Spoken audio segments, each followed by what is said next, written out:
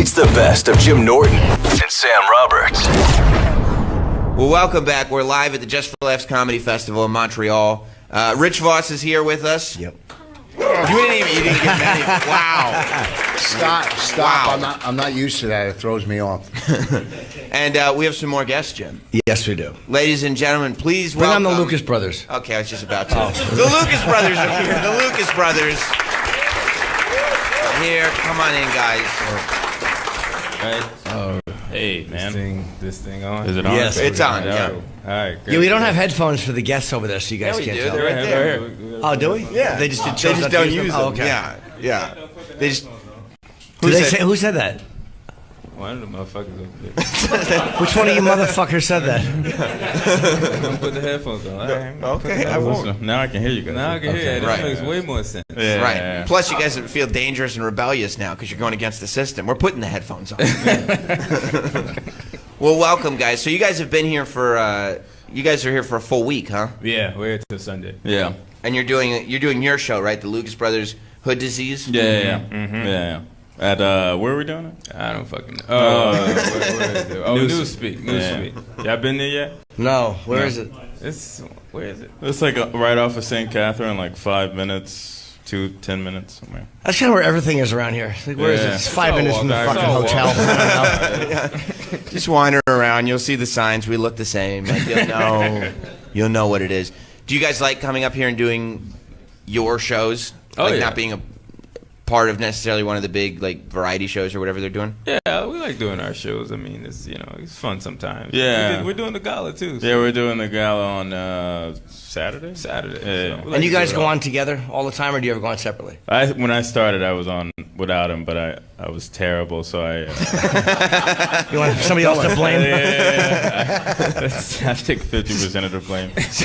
So when you started and you were terrible, your thought was, I need more. If there's another one of me on here with me, I won't be so terrible. No, like it's like in math, two negatives make a positive. I see. Yeah. I see. So I have a very quantitative mind. And if we bomb together, then it's even more fun. So Right. And it's still it's something that brings you together. exactly. Yeah. Right. Trauma brings people together. Yeah. Right. And I'm sure you have nights where one of you is great and one of you stinks. That's gotta happen. Like everyone stinks on stage sometimes, but there's nights where one of you is feeling great and the other one just has nothing. Yeah, some nights. Oh, but, yeah. But most nights I feel like we're pretty consistent. Both mediocre, yeah. Yeah. There's generally like a high level of mediocrity. Yeah, I'm always happy with a nice tepid response. You are. Light applause. But when there's two of you, like we were talking about blaming the audience earlier. Yeah. When there's two of you, it must be much easier to blame the audience when something doesn't go well, because you guys can look at each other and go like, "Do you think that was good? Yeah, I thought that was good. Yeah, I thought that was good. Must be that." I think it's the opposite. Like if something doesn't go well, like when you're by yourself, you're like, you know what, maybe it wasn't. Maybe But when you have another witness there, it's like, no, it was definitely you. You know what I mean? Like, you were definitely responsible for it. As a comedy team, you have to do rehearse. Do you guys rehearse together, or you just do wait till you get to a gig? No, we rehearse. Yeah, we do? rehearse. Yeah. Like 23 hours a day. Life. And the good thing about being twins, though, is you don't need a mirror to jerk off in front of.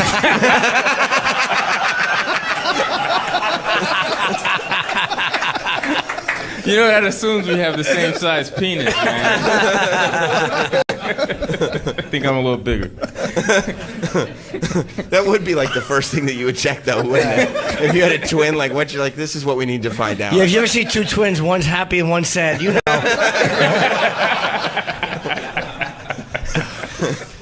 Yeah, do you guys like the same kind of women, or do you attract to the same kind of people, or totally the opposite? We attract the same kind of people for the most part. Yeah. I mean, are we attracted to the same kind of people? Yeah, I don't know. for sure. Yeah, maybe sometimes. I mean, wouldn't it be weird, like if I was gay and you weren't? That happens sometimes. Some twins are. Oh, I thought you meant with you guys. That happens. Would it be weird if I was gay and attracted to you? And you weren't? It would also be very egotistical if you were gay and attracted to your twin. Oh yeah, very nice. I had that same thought yesterday. I was like, what if I was gay and attracted to my twin? That means I'm attracted to myself. Yeah, you're right. Like a high level of narcissism. Yeah, like what's worse, the narcissism or the incest? I say the narcissism. The narcissism. But you guys, so if you guys are attracted to the same women, let's say you meet somebody they don't have a twin because not everybody's twins like you. Good point. There's just one of them. Unfortunate. Yeah. But you're both attracted to them. Theoretically, you both have a shot. Yeah. Because you both look the same. You both act similarly. Yeah. How do you decide who gets to go forward? Don't you think it would be her that decides, you fucking idiot? What are they? Are they taking her hostage, you fucking jackass? All right, I'm going to throw her in the trunk. No, I am. Fucking moron. Get rid of him, Norton. Somebody's more woke than he thought. It's her choice, guys. Shut up. Yeah, first of all, the level of hostility to that response seemed unwarranted. You're right. I'm sorry. I didn't mean Exactly. that. Just sit down, relax. I'm standing right now. That's a joke. Look at that. No, but when you're pursuing a woman, you generally go after her. Sure. Yeah. And if Well, I you're guess both it- competing, that could get uncomfortable forever. Sure. You ever court the same gal? That's the Yes. that's Yes. We've only done it once. And we It got ended in a fist fight. That's right. And Between you two? Between us. Who won? And the girl. Who won? I won. He won the fight, and won he the won fight. the girl. Oh. Yeah. Well, yeah, I mean, of course. How long did you date her for? It was a one-night stand. Oh, But was it worth the fight? No, ultimately, but you know, I mean, I got bragging rights for a week. So that was cool. Yeah, isn't it nice to know which one? Like, there's no. Who do you think would win a fight anymore? Now you know. That's a great, yeah. I think I would. Yeah, there already was a fight. You lost, man. I know. Why would I you- know. Well, We've had multiple fights. I went on a training montage, and I worked on my skills. Do you guys ever want to be away from each other? Like, do you take time apart, like being with somebody who you look exactly like, who you probably in a lot of ways think alike? Do you ever go, I just want to be by myself and not with him? We tried that once when we went to law school, and we had like mental breakdowns. So now we're avoiding that. Was it really? It was so hard, huh? It was tough. It was like serious separation anxiety. Like, yeah. Even when you were growing up, you didn't have like I have a younger brother, and I didn't want him around at all because it's like, oh, I'm trying to do my thing. Now you You're know just how your hanging- parents feel about you. I guess it's like you're with your best friend. It's like it's cool, Right. but it's a little weird. Yeah, I get that much. You don't live together, right? We live together. Oh, you do? We live in the same room. We have bunk beds. yeah. I'm kidding. No, but you. we but you do live together. Yeah. So when you guys when you look at getting married and stuff, you know that you'll probably have to. Married twin. Married twins. Yeah. Are you thinking of that really? Yeah, if it works out, we just gotta find some twins. Is that because they understand things the way you do? Yeah, exactly. It's 'cause I'm like, what would it be like to look? I know I'm probably going to set myself up for an unkind comment. But what would it be like to live with someone who looked like me all the time? Frightening. Like at the reptile exhibit at the zoo.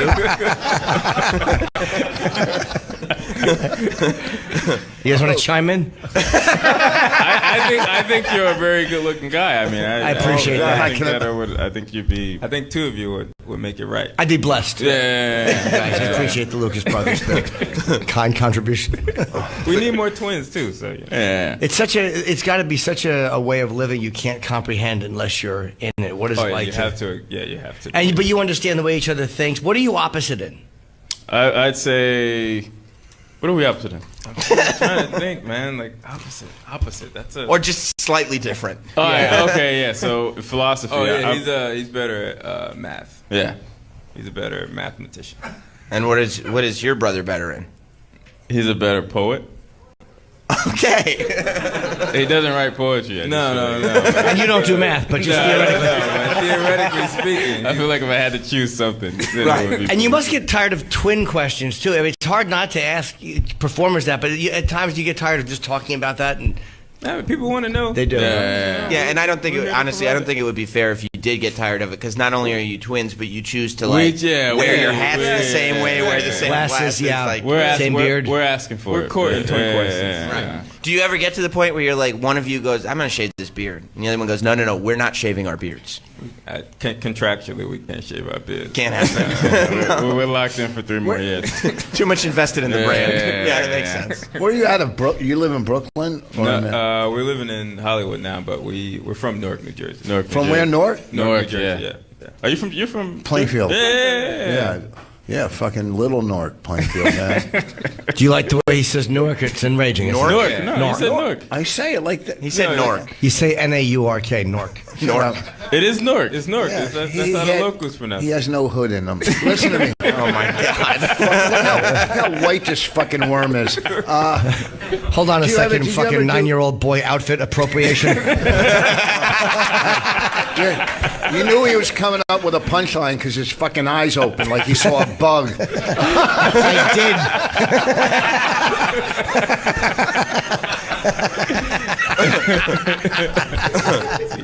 Do you ever, do you guys do crossover rooms? You ever do urban rooms, or you or you just do like the mainstream rooms? You know, like. Do you perform in front of other black people? No, you know. By the way, that was so much more offensive than my question. Hold on, earlier. go ahead, hood fella. Keep asking those hood questions. Rich got guns on, You man. have now asked one other comic that question about Yes, urban yes, rooms. yes, I do. If you get a Negro comic, I always. Are you fucking kidding me? Negro Because I grew up comic. doing, like, I used to do Terminal D in Newark. Yeah. Oh shit. And the Peppermint. I mean, these were fucking killer rooms. Yeah. You know. So yeah. What? More twin questions. Hold on. Do people mistake you guys for the Sklar brothers? Fuck off. But I'm going from twins to a boring. half of one person.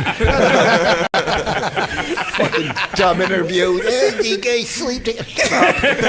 Oh, I'm sick of this. No, but So do seriously, we perform in urban rooms? Yeah. No, not really. But that's not an offense. They've answered your normal question. No, Yeah. that's we good. don't get booked for them either. No one books us for them. I run one. Oh, you do? No. I want to get paid. That's why we haven't really done many ourselves. So have you guys heard of Cory Booker? Oh yeah. New York questions. I got a picture with him. Look, I mean, Corey's cool, man. I You like like him? Corey. Well, you know, I have my thoughts. I think he needs something like a beard or a mustache. I think he needs a mustache. Yeah. like no, just a He mustache. has a beard. Just It's his something. girlfriend. It's, It's hilarious. How's Hollywood been for you guys? I hate the place. You don't like It's it? a miserable place, but the weather's cool. Yeah. Right. The weeds. Why don't you like it? It grew on me when I go out there. Like I used to hate it, then I started going out more, and I kind of like. Yeah, You mean it's when the industry started to fall in love with you? Yeah, well, I mean, being an industry darling does help. No, I mean, I think I'm just a Northeast kid. Like, I like bodegas, and I like people who talk fast, and it's like a lot of like spiritualism and fake spiritualism? it's like Yeah. you can tell like they're just like reaching for something to fill the void. Yeah. And I'm like, just be real. Have you felt an earthquake yet? Not No, yet. we missed it we by a missed day. it. We were- I was like, fucking hey, yeah, it was great.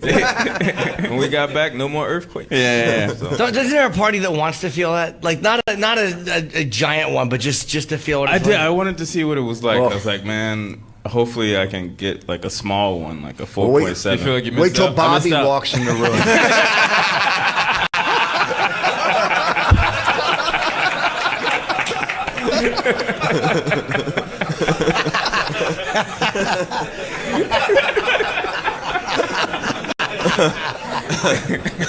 oh man,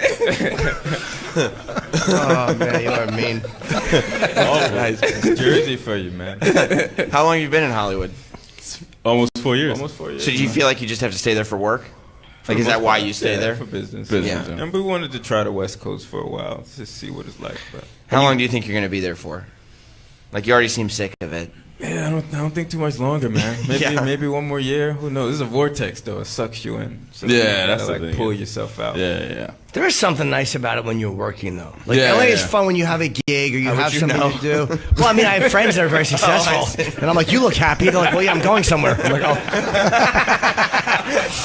But it's always, when you're out, if just to go out there and just like, "Oh, okay, I'm going to see what happens," seems scary. But just Yeah, when, yeah, when, yeah. when they fly you out there and there's a reason, it's fun. Yeah. No, it can be fun. I like California. I think like Berkeley's dope, and I love San Diego. I think it's just Hollywood. Hollywood's weird. It's the business. Do you go to Comic-Con when you're in San Diego? Never been. Yeah, we went once or twice. It was fun. Is it dope? Yeah, I enjoyed it. It's a lot of people. What's that? A lot of people. Yeah, it's crowded. I don't like the panels. Like, I'm not interested in that. Just seeing everybody in costume, it was kind of weird. It seems fun. very strange. Costumes aren't my thing, man. I can't. We're a living costume. That's right. Yeah. Yeah, what can you do to be more interesting than you are now? We didn't even dress up for Halloween parties. We just went like this. Yeah. It worked out for us.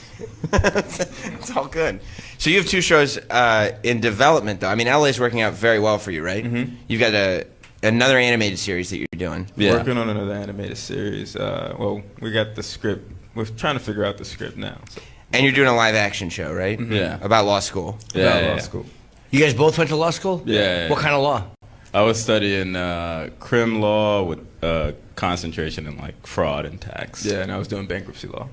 Okay, so you guys both wanted to kind of do office stuff, not like... We wanted to save white people money, man. Yeah. That was our goal in life. That was our goal, man. Did you both graduate? No, we dropped out a week before graduation. Get the fuck. Yeah. Why? To pursue our dreams, Yeah, man. But you could have pursued it a week later. You could have pursued it. Every fucking thing. Everything else. Finals. We had to take our finals, and we didn't want to do that shit. So we said, "Fuck Yeah, it." by You're like the guy from Officer and a Gentleman. A week before you graduate.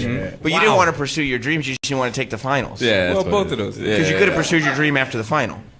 Well, Logically maybe not. speaking, yeah. Why you gotta be you're always logic, Sam. Whose idea was to drop out? It was my idea. What did you say? Like, I don't want to do this. You know, we don't have to take these tests if we just leave. Yeah. I was Oh, like, really? We could avoid a week of trouble and just get right back to playing video games and smoking weed. That's right. Was that the dream you were pursuing? That was the dream. That was the dream I was pursuing. That was the dream I was pursuing. Where'd you go? I went to NYU. I went to Duke. Oh, you separated for law school. Yeah. But they're really good law schools. Good law. Two of the best. Yeah. Do you think you could have passed the what was it the Bar? yeah? Yeah, I would Yeah, have. could have passed the bar. Of course, yeah. I mean, what are you going to say, right? It's Like, you easy didn't to take say. Yeah, sure. No, I'm pretty sure. I think I was doing all right. I was a solid B student in law I school. would have got like 100 on it. I mean, it would have been easy. What a- Could you still go back and take it or no? Yeah, we we still could take go the bar. back and take it. Yeah. Do you think you're going to? Nah, I hope Probably not. I hope not. Probably not. Hopefully, comedy works out. I'm gonna do that with my GED. I swear to God. I'm gonna do it. You gonna go back? Yeah, what the fuck? I was in 9th grade, or 10th grade. I go, can I go to the bathroom? They gave me a pass, and I just never came You were back. 21.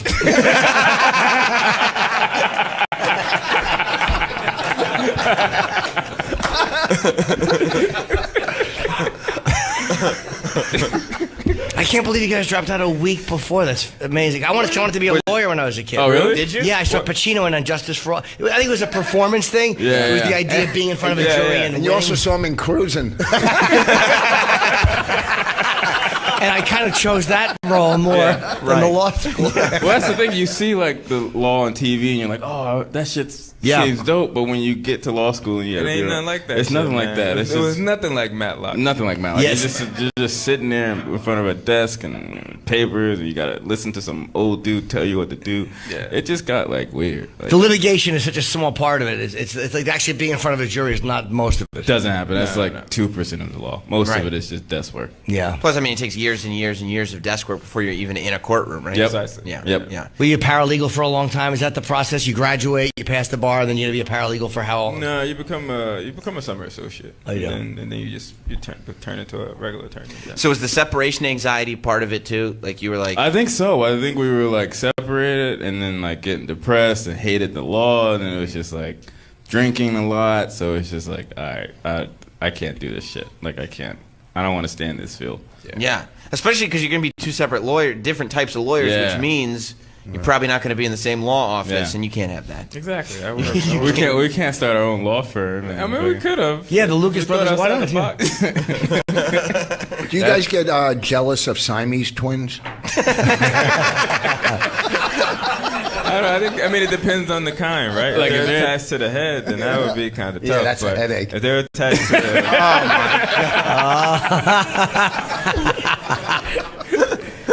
but they're attached to the pinky, then nah. You'd be okay with that, I'd right? be okay with that. Yeah, just attach it to the pinky.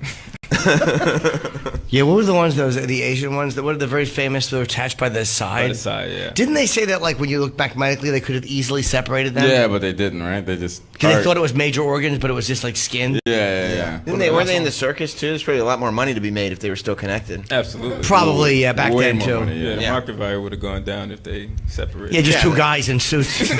Boom. Well, it used to be. You know. Nobody gives a shit. No. So did you start comedy, like, right after you got out of law school, or... No, I started while I was at because I live right across the street from the cellar, so I would just go watch, and then I dropped. I went to Gotham, yeah, and I started taking classes there. So I was while in law school, I was going to comedy. Well, you took a comedy class from a. Get the fuck out! Who was your teacher? Do you remember? Yeah, my first one was Corey Kahane. Corey Kahane? Yeah, Oh, Kahane. yeah. She was awesome. Sure. She failed. Who else? no, Corey's fine. And then you had another teacher. Jim Mendrinos. Yeah, I like Jim, too. Yeah. So when you were around, was Boston Comedy around when you were in school, or was it already gone by then? The Boston Comedy Club. It was on West 3rd. No, it wasn't there. Oh, okay. It wasn't there. No. How many years ago? It was 2009. Oh, okay, yeah.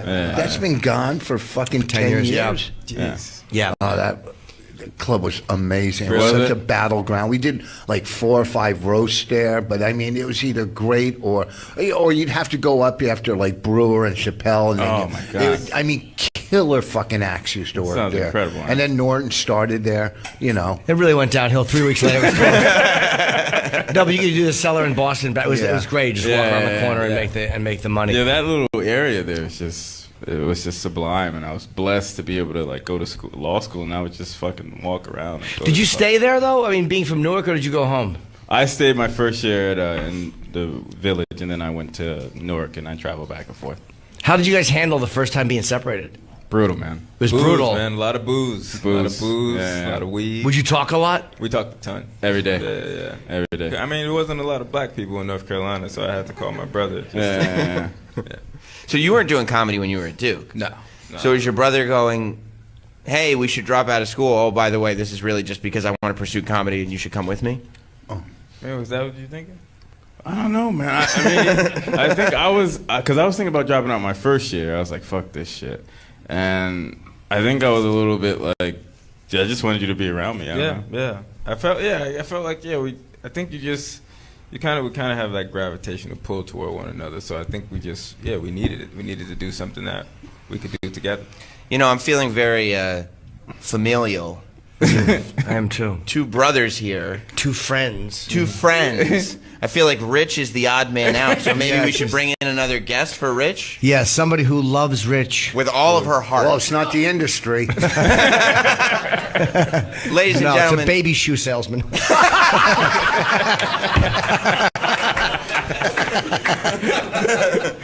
Ladies and gentlemen, let's welcome our next guest, the incomparable Miss Bonnie McFarlane. There she is. I'm a cat. They spelled it wrong. Hey, Bonnie, we gotta move to North Carolina. What a funny callback. I don't know what it means. Hi, Bonnie. Hi, guys. How's it going? Good. Love your fans. Oh, They're- thanks. Yeah, it's very, white male here. Yeah. Right. Not that that's a bad thing, right? No. I love white men. I swear there's 5 women in here only. That's actually up 3 from yesterday. Yeah. So that's not, we were feeling pretty good about you it guys today. are doing great. Yeah. And the Lucas brothers are here. So, you I know, love the Lucas brothers. everything's getting mixed up. We were earlier in the show, he was talking about how much he enjoyed being at home while you were here because it allowed him to masturbate a lot. On the sofa. On the sofa. You're not even supposed to sit on that.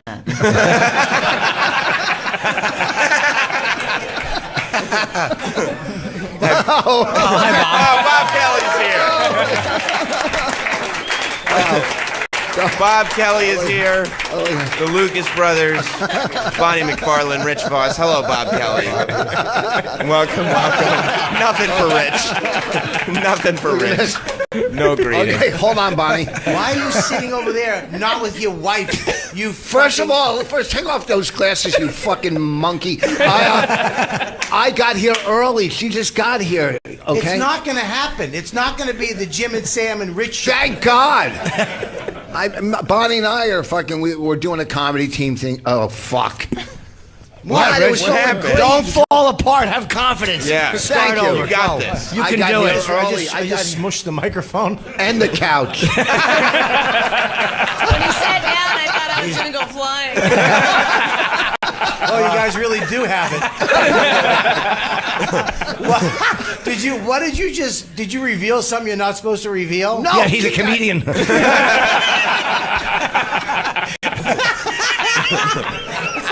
Why are you sleeveless? Huh? You heard me. Because I'm going to go to the gym. That's it. It's okay. Let me explain what it is. You're an asshole. I know what the gym is. The gym is different than what is the gym. Yeah. That's just a gym. And Nothing. It's hot as Guy named Jim. It was clunky. It's Punch that up for me. Yeah. What's up? it's Bob, hot. Rich requested when he got here, he was here at the beginning of the show. Yeah. We invited him to sit on the couch. Yeah. He requested that he sit at the desk. That's not So- true. Yes, I it is never very true. said You were that. all here. There was 3 mics. What? You said, "Can I sit there?" We said, "Sure." Yeah, you you're bet. welcome Well, to sit because here. there was nobody else here. I'm not going to have you two fucking assholes and me laid over there by fucking- myself, right? Right. Well, you wouldn't have been alone. You'd have been in the room with all of us. No. Yeah, and your wife and one of She your We best didn't come friends. in together. No. I just got here. He's been here for. Yeah, I got 8 here o'clock. at 8 o'clock. Okay. He heard a mic getting set up. He ran out. Okay. That's not why I ran out. I woke I up heard and they have a couch. So he said that he annoyed you at one point, right after At getting. one point? Like when he got here, how long did it take? Because he said it didn't Oh, take it long. took no time at all. Well, because he just no thought is not expressed That's what he said. with the incorrect words. It's just a constant conjoined. what? Were you have you been enjoying your time in Montreal? I know you're doing the Nasty Show for the first time, and you've been here for Yeah, a week, right? yeah, just over a week now. Yeah. a week. Yeah. Do you love it, or are you bored? It's fun. The comedians that are on the Nasty Show are it's just like such a fun hang. Yeah. You know, so it's. But you must have been thrilled that your husband's here now, and it's like now we can really hang out. What? Boy, Could you make it any? What are you setting her up for a fucking home run? Just asking a question. She's not happy he's here. You don't think so? No. Oh, okay. Well, none of us are. Not even the festival. None of us want him here. No. I know Sam thinks he's so slick. So you must be excited your husband's here. He really thinks we're WWE wrestlers. Well, actually, Sam, I got her. I'm not excited he's here. I'm not. Is that what you want, Sam? Yeah. Is that what you want? Get the fuck out of here! I'll get you out of here myself. oh God, would I like to see your heart Boss has his explode? little weasel. Boss has his little weasel manager sitting next to him. You don't have to take that from them, Rich.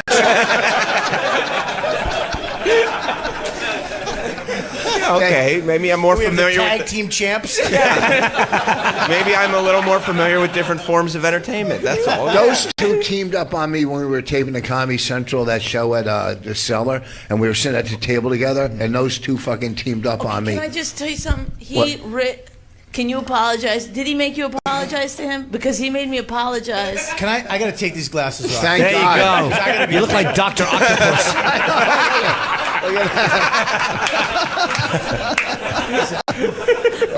Your glasses have stretch marks. Ready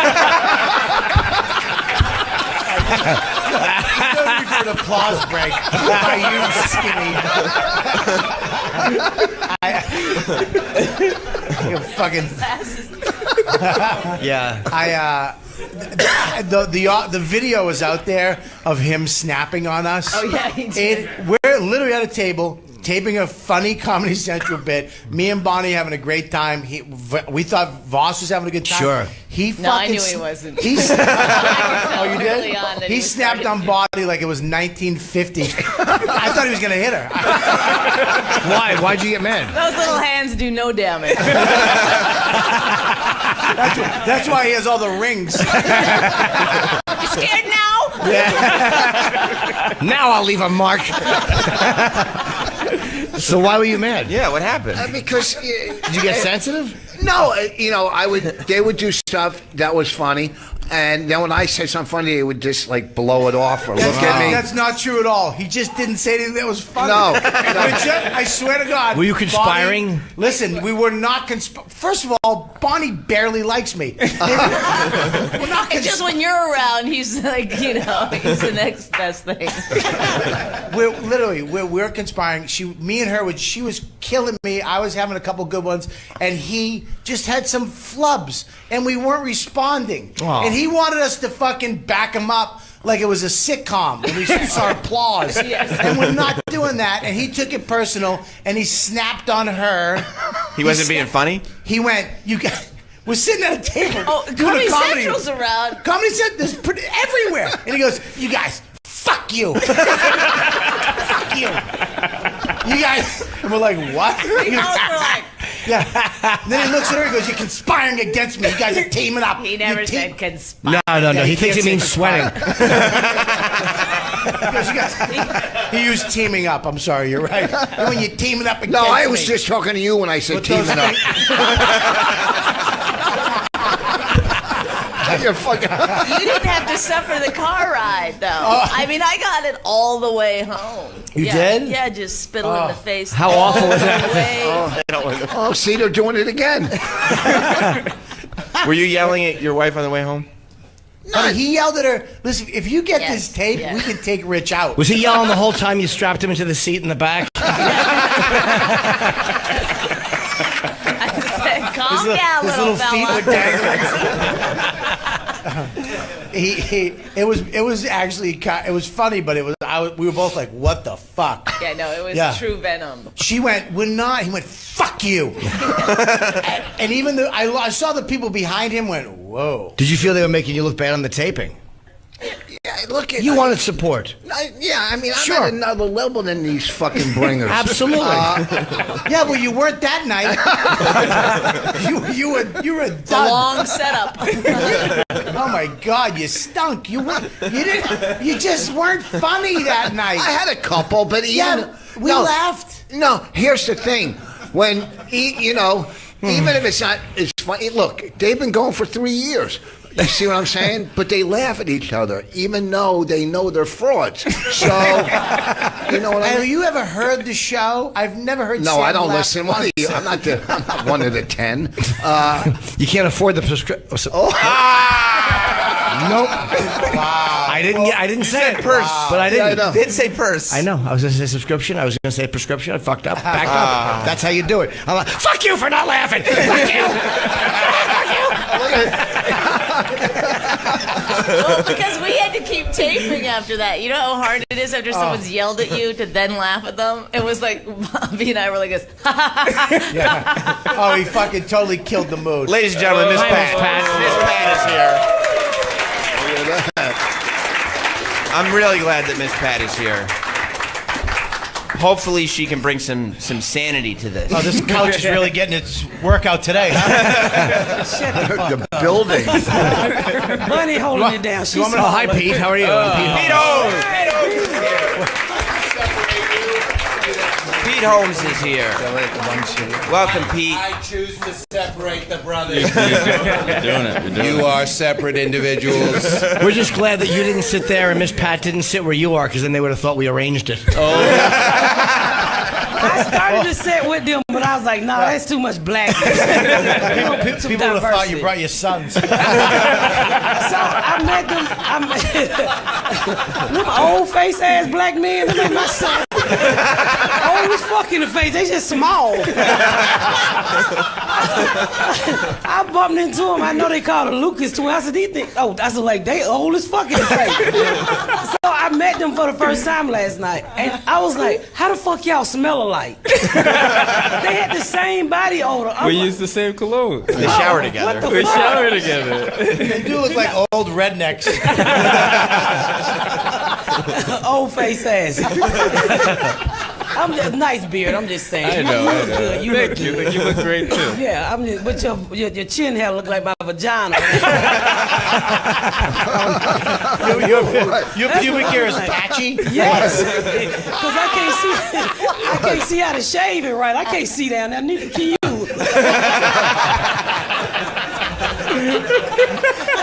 We ain't seen our shit since '82.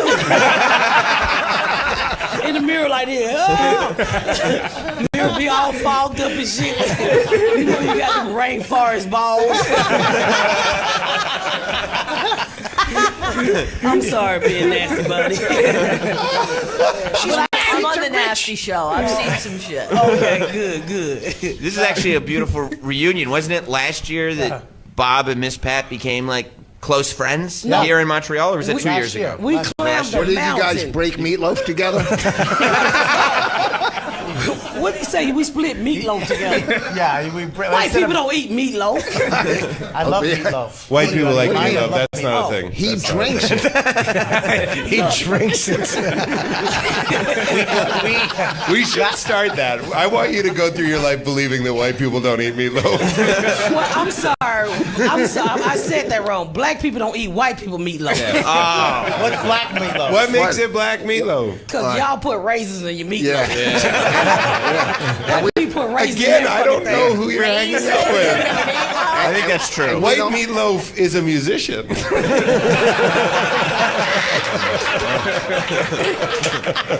That's y'all meatloaf. That's our meatloaf. I'd eat him. I'd give him a nibble.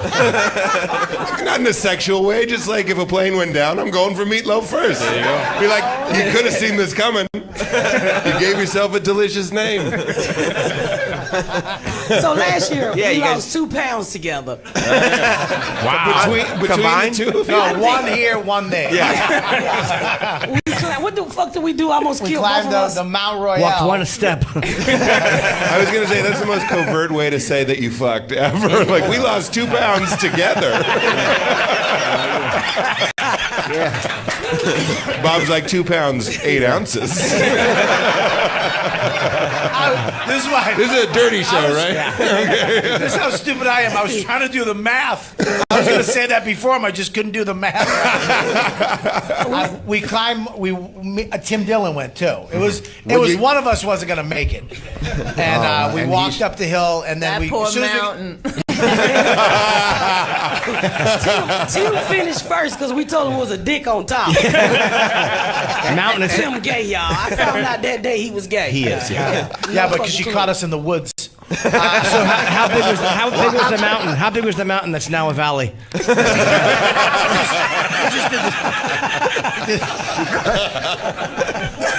Might be with our big asses.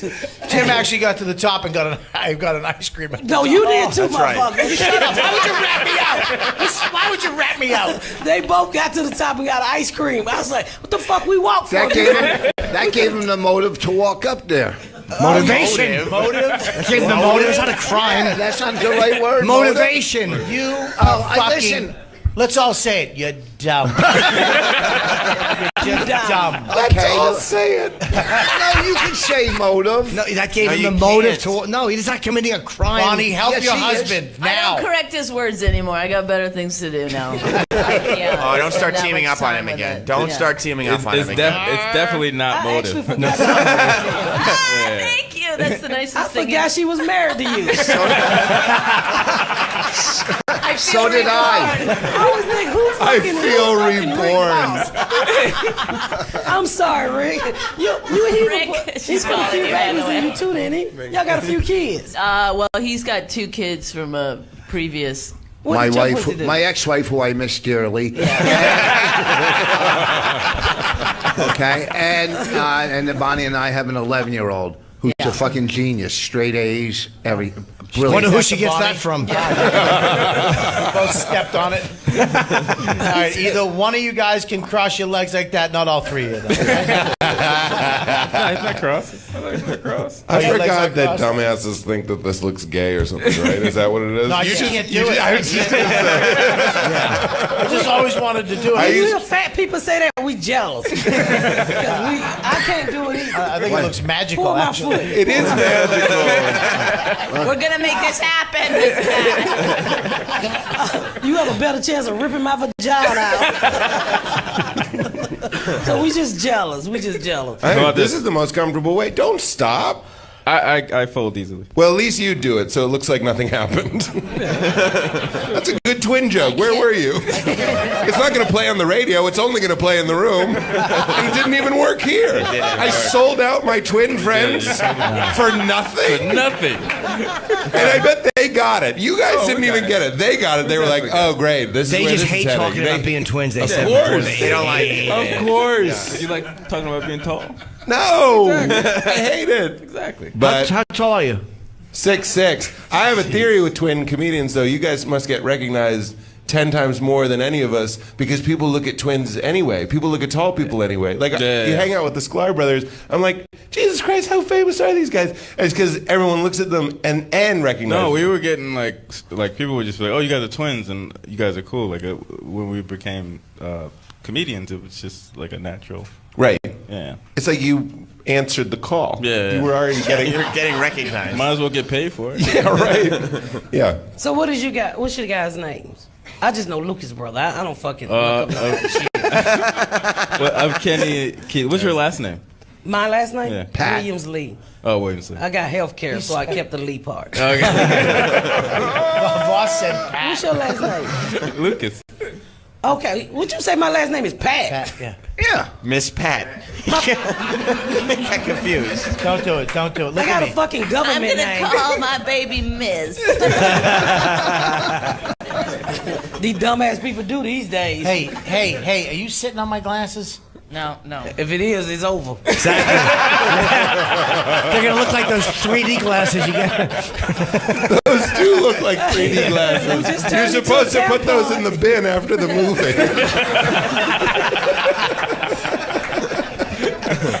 I was about to say them glasses are tampon now. Straight in my ass. Pete, what are you doing up here? I'm hosting New Faces. I came in, I wanted to. I think some people asked me, who was it? Somebody in the elevator wait, your friend was like, you're hosting New Faces. And I was like, yeah, I wanted to. I wanted to do it because I feel like it's the realest show in Montreal. It's going to sound like a line, but like, who cares that Trevor Noah is, here? He doesn't Doing care. the Bell Center? Yeah, I know. We don't all care and wish him dead. I'm happy for him. What I'm saying to Trevor, it's just part of his tour. Yeah. I'm not putting down Trevor. I'm saying it's just another show on his tour. To the New Faces, it fucking matters to these kids. And I say kids, they're all in their 30s. But like, I wanted to give them a good show and do my part. I feel very paternal. I did the show. It feels like a family, and would give them a good show. You're doing this for the industry. I'm doing it for the comics. For the industry. You're doing it for comedy. I remember how nervous I was. I did it 10 years ago. And I don't know. I just want to I'm basically like doing warm up. I'm like yelling at the audience. I'm making fun of them for not paying attention. I'm making fun of them for not laughing. I'm screaming at them, saying this is their dream. Are you going to withhold their dream? and like that, and that gets them going. And then I do some new material so they can follow me easily. And they're fucking killing it. They don't need any of it. They're really, really great. Bobby, who's hosting Fat Faces? Oh my God, Rich. No, just cruel. I don't know. Who's hosting old, washed up, not gonna make it, never got New Faces? That's your comeback? That's a pretty good one. It was very funny. It ended really He strong. looks mad. Are you mad? Hold on. Bob had a very effective Y'all comment. ain't gonna be Very fucking good. talking about him like that. That's right. Don't stay. Yeah. Thank you, Miss Pat. So what? He got 3 faces. Bobby got 3 faces. That's funny. I heard it, B. I love it. I'm looking to the crowd. They don't laugh at twin stuff. They don't laugh at fat stuff. Where are they? Why did you get up at 9:30 to sit out on jokes? That's funny. I know, right? Wake the fuck up, crowd. Also, why are you here? I don't understand. We're on the radio. We're on the radio. That's why we're here. You guys just came to sit here. I can't believe it. I didn't know there'd be an audience. First time, huh? That was a very mean comeback, though. That was mean. That hurt. You mean when you hit Voss? When he hit Voss? Yeah. What? You know what? Really? Old, washed. A lot of never. But got a lot new of it's faces, true. Oh yeah, all of it's true. Yeah. All of it. Did you ever do new faces, Rich? No, when His face was never new. when new faces. He looked like that. He like that since I've known him 30 years ago. Calm down, Yamanika. You got me fucked up. All right, relax. You could at least say Monique, motherfucker. Don't you dare. No. You see the bullshit Yamanika be wearing? Okay, calm down. You gotta get the fat girls right. Yamanika be out here with her ass cheeks hanging out. Look like somebody killed a deer from the back. You dare call me no goddamn Yamanika. I'm sorry, Yamanika, but you be having some fucked up fat girl shit on. I'm a grown ass woman. You'll never see my booty cheeks. I ain't never seen my fucking booty cheeks. Thank God. Listen, I slipped. It was an accident. No, I never. I wish you did. You and me both, Bobby. You and me both. I think she trying to get an insurance check off your ass. Why you got on them rings like Mr. T? You like a white. Go, you're gonna hurt him. Stop. Look at your bracelets, like you're fucking. Oh, I got Nothing. Look at your bracelets like you're successful. All gold and shit. You only see black pastors with that shit on their finger. A crooked black pastor. That's a crooked pastor. Yeah, all of them crooked. Oh shit. We live in a townhouse. Yes, and when we get home, I want You it live in a clean. townhouse and he got $8,000 for rings on. You need to upgrade your dick, buddy. He's fucking you like a broke dude. I tell her that all the time. Probably on a twin bed too. Don't tell me you got pregnant on a twin bed. No. They're getting offended at the twin bed. I'm getting a little bit. What's wrong with the twin bed? Oh, they do like twin jokes. Mine just wasn't good. And you're laughing so much now. I'm like, this is why they woke up. This is why they're here. I need to be funnier. Sometimes you see people being funny and you're like, oh no. Yeah. It's not them. I don't know what I'm doing. Killed a deer from the back. I don't even know if I get it. I spent a lot of, but you said it, and I was like, yeah, from behind. I'm like, did she kill the deer from behind? No, from behind. It looks like she killed the deer. How does an ass look like a deer? Well, she's black. Is she light black? Is she deer black? Stop breaking the fucking down. What's wrong with you? They're gonna tell you don't look at black ass from the back. Ass so fat you can see it from the front. That's a Mos Def lyric. I thought that's what we're all. Oh, I'm sorry. I thought we were all cool. You guys, we really picked up the slack for your show, didn't we? You two assholes here by yourself going, what do you think, Sam? I don't know.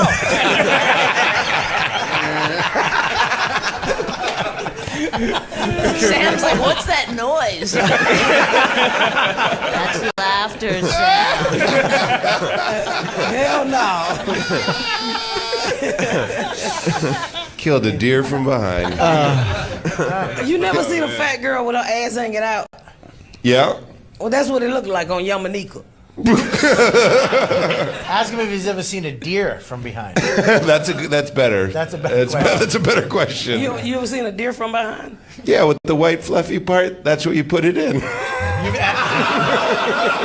Oh, I'm sorry. Am I the only one that's cool? I'm listening to Mos Def. I'm fucking deer in the wild. I didn't come here to be judged. Dirty Pete Holmes, I love it. Yeah. I will say, of the animals, the deer, there's a vibe. Yeah. They're dainty. They're walking around all dainty. They're always looking at you. Chase me, chase me. There's something. Yeah. You fuck a pig, you're an asshole. You fuck a deer, I'll hear you out.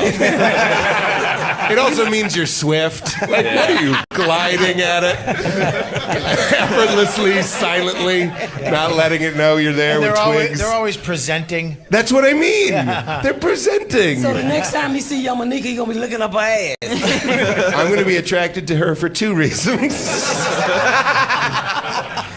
We could say, yeah, Monique, and then we'll get everybody. That was generous. You said say Monique. Anyway, Go ahead, sorry Bob. to ruin Keep your picking show. up the slack. Yeah. Well, I don't know. I just got lost in that last one. Yeah. So did I, Bobby. I just got lost in her blouse. What you mean? Are you a bee? Huh? What you mean you got lost in my blouse? It's a blouse, right? Yeah. It's a shirt. It's a shirt. It's a blouse. When she put it on this morning, it was one flower. Oh my God. With all them prison tattoos on your arm.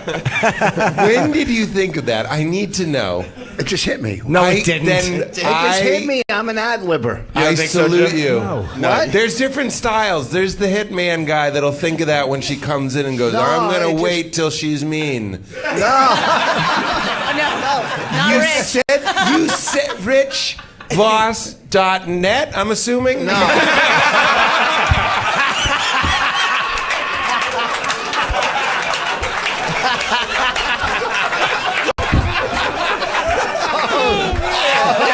Thank you. That's what you get for fucking with my shirt. And that's what you get for mentioning. I like the blouse. You shut the fuck up. I like the blouse. It ain't no damn blouse. It's a shirt. Why is Rich dressed like a tennis coach? Yeah, like you've ever played. He dressed like a football coach. .net. He dresses like a football. You got greedy. No, there was something else going on. It's never my fault. I'll find a reason. I'll be like, there was a role that was too good, dressed like a football. It got lost in the enormity of the shuffle, other yeah. jokes. God damn, Yeah. Pete, stop explaining everything. You know what? Are you two Yamanika assholes ever going to isn't talk bad. at all on your own show? Yeah, we've been talking a lot. We're just enjoying your gift. I'm not looking at you. I'm looking at the other one. You said 2 assholes. You didn't say asshole. I would have shut my mouth and attack him. I believe Sam has 2 assholes. Thank you, Bonnie.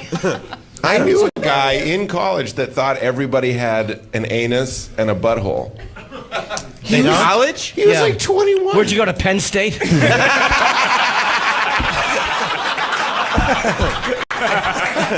can do it.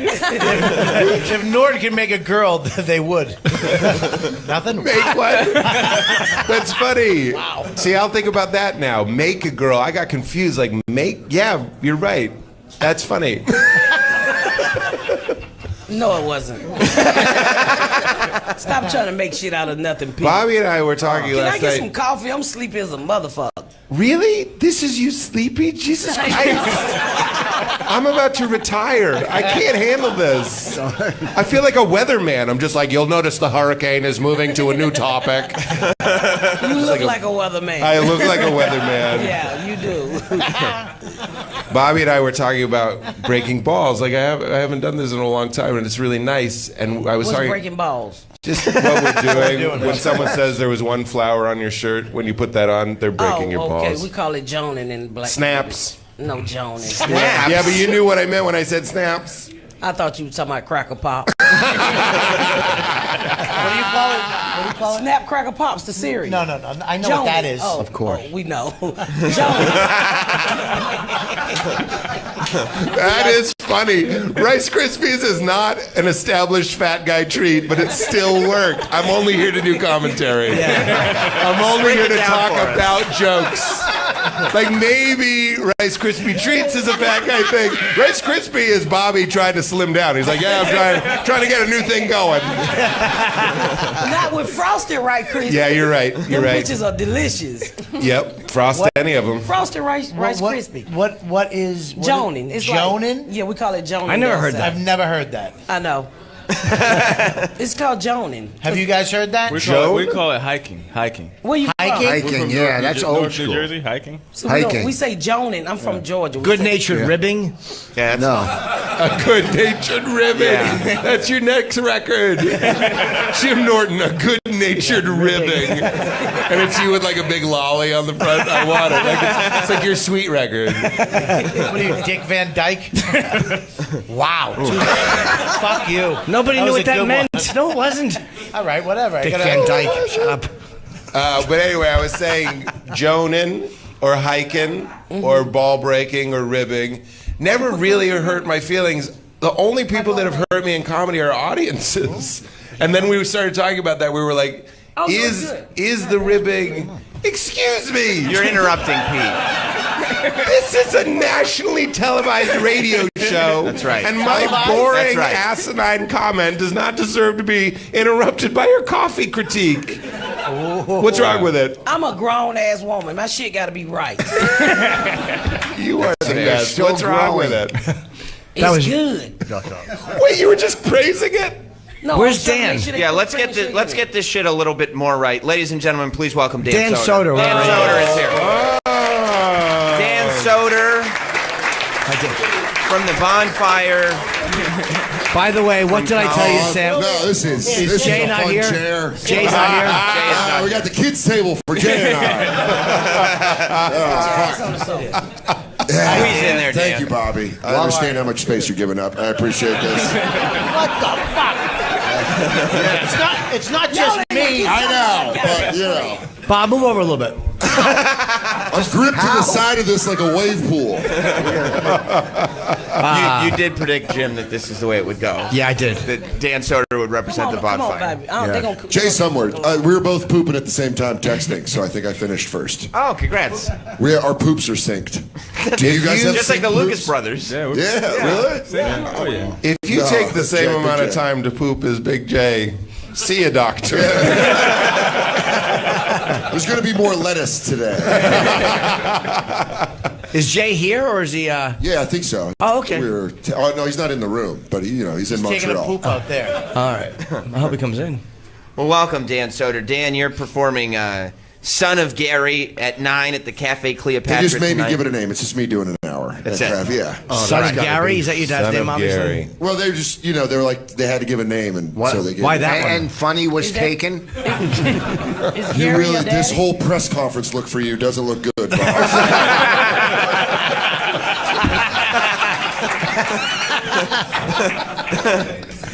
Like, when did you think of that? Was it before? And you're like, wait. Oh, no. Were you like, when he's mean, I'm going to say it looks like a press conference? No, yeah. When he It looks just like came off the hip? Yeah, when he looks like the manager of a baseball, fucking prison baseball team. I told him that earlier. Yeah, but he made it funny. Fuck you. Mr. T Finger. Mr. T Finger. That's a funny bird. Go get fingered by break it Mr. down, T. Pete. Let I it ain't go. breaking it down. I Goddamn. was trying to add to it, but you're God, right. Pete tag it. Let Pete tag it. Go. Pete tag it. That's my record. Pete Holmes. Let Pete tag it. You know how nasty that sounds? I just saw you hitting me from the back. Yeah, and I'm like, look at that deer go. I was gonna say jiggle, but we don't know each other that well. How's your hour Then going? I said Dan? it. Oh, sorry. How's your day going? How's your hour going? It's good, man. Cafe Cleopatra is a fun venue. When are you shooting? In October. Where? So, Bowery Ballroom in New York. Cool. So I'm going to Edinburgh. I go to Ireland tomorrow, and then go to a bunch of foggy places where they don't like comedy. Yeah, but your face is perfect. Thank you. Your big Are you trying to Stonehenge. fuck? Wait. wait. Stonehenge head. Yeah. I think I got it, Bobby. Your face is perfect for fog. Isn't that it? No, it's Stonehenge. A big head. He's got a big old head. Yeah. I don't know if it's bigger than any head on that line. Maybe it's bigger than Bonnie's What size head. hat do you wear? I got a big fucking head. Let's go right now. Head off. Hang on a second. Norton, relax. Not that one. Relax. All comedians have big heads. What size fitted hat do you wear? I don't know, but they don't give it out at the People know their ballpark. hat size? When it's like, it's fitted hat day, I'm like, not for Petey. It's crying giant tears day at the ballpark. What's your hat size, Dan? 8. I felt like you wanted to brag about that. That's a giant head. It's a giant head. Yeah. If you were in a limo in Dallas, the fucking bullet would have just bounced off. I would have hit the second gunman off the reflection. Yeah, size 8. 6 it's the largest fitted hat. What do you think? Like the Lucas brothers are wearing hats. I don't know anything about hat size. What size would a normal size head be? 3. 7? 3. 7, right? 7, 7, 5. 7, 5? Well, the 8's not that much bigger. What do you guys wear? Like a 7 something. Oh. But It's difficult to find a size 8 hat. Yeah, snap hats. I Cannot love fit in a hat snap. talk. My head cannot I didn't fit in a mean to snap. call you out. Like, those are snap hats. Are they But- called You got a snap snap hat hats? on too? Snapbacks. Snapbacks. Snap hats? Snapback. Snap hat. Snapbacks usually, right? Yeah. They good when you have a lot of hair on your head. Yeah. Hi, buddy. Or if your hair situation's going to change. A fitted cap has an added feature. It tells you when you need a haircut. White people love this. They're right here. That is so funny. It is weird to see momentum stop so completely. Not for There me. is an audience. It's not this audience, but there is an audience. If I had like a ukulele and I go, a fitted cap has an added feature. Long pause, ukulele solo, and I go, it tells you when to get a haircut. Standing ovation. Yeah. They like that. Standing ovation. Just not this room. Oh, look No, who no. showed up. Yeah. Big J Okerson is here. What's up, Jay? Go sit on the couch. I was about to say, nobody else can fit on this fucking couch. Yeah, we can't have him on I this think I'm couch. gonna move over here to balance this shit out. Okay. Yeah. Mama. Let me Miss sit in Pat. your lap, Pete. It's all good. Moving over. Jay, we didn't think you were going to come. We're glad you came. We figured that you would sleep in. Jay, you're looking more and more medium Jay. Yeah. you. Medium us. Jay Okerson. Small J looks specifically on that couch. You look amazing. It's the morning and I just shit. Yeah. You're welcome, Bonnie. I hope you use baby Tell by wipes. your complexion. Did you use baby wipes? Yes. Jay has the cleanest ass in the business. Oh, Voss, yeah. Voss, out of context. That's the best. Yeah, but you two got it. Yeah, we got it. But No, he everyone else does. is I like, got it. I know about your butt. Yeah. Why is it so clean? Dude, Yeah. the way he cleans his ass, Yeah. Whoa. it should be a class. Whoa, because Jim is a professional asshole Sam, cleaner. He cleans it with his own fingers. Yeah. Sam, let me tell you this. Jim cleans it with Radio another- host to radio host, Yeah. I'll put my co-host's clean butt against Yeah. your I will do an asshole battle right You now. would lose. You would Yeah, lose. no, listen, Trust me, I've had to wipe I different love you things to out of death. my asshole. I love you to death, but I'll put my baby boy's Yeah. butthole against yours any day. Let me ask you this. This is a gym technique that I found out about. Wraps the toilet paper around the Around finger. some guy's cock. Yeah. What kind of fluid does Jay use to wash out the inside? Because Jim. Jay hit him with it. Yeah. Hey, listen, Sam, you're gonna lose, man. He fucking beat me down with ass cleaning last night. Really? Oh, and I got a You clean want to know ass. about the Ask Bonnie. interior or exterior Bonnie, is wash? it true? Why are you How cleaning clean your is- asshole If like I that? woke up in my bed right now, I would not be surprised. I would be like, yeah, I had a dream I was on your show, and then I was so clearly fake because you started talking about ass cleaning techniques, and everyone was just listening, like, you wrap it? Oh, I'll take that down. Like, Yeah, this but if is you- a dream. If you had I a wanna know why ukulele, this would be a lot Why, better. why are you doing it? I mean, is you using it? No. How do you clean it? Yeah. Oh boy. I don't even wipe. You want grind on a sharp rock? Gets itchy. What the fuck? Why your asshole so important? I start. Well, I said I start before I even sit down by spreading butt cheeks So when you sit down, the seat's holding your ass open. So you're not even getting cheek involved in the process. Norton does that with hands. Especially little tiny baby hands with rings on them. Children's hands. Well, let me ask you this. So you're using physics to hold your ass open. Do you insist on shitting in the nude? No. Oh, really? Because a real clean asshole professional would shit in the nude.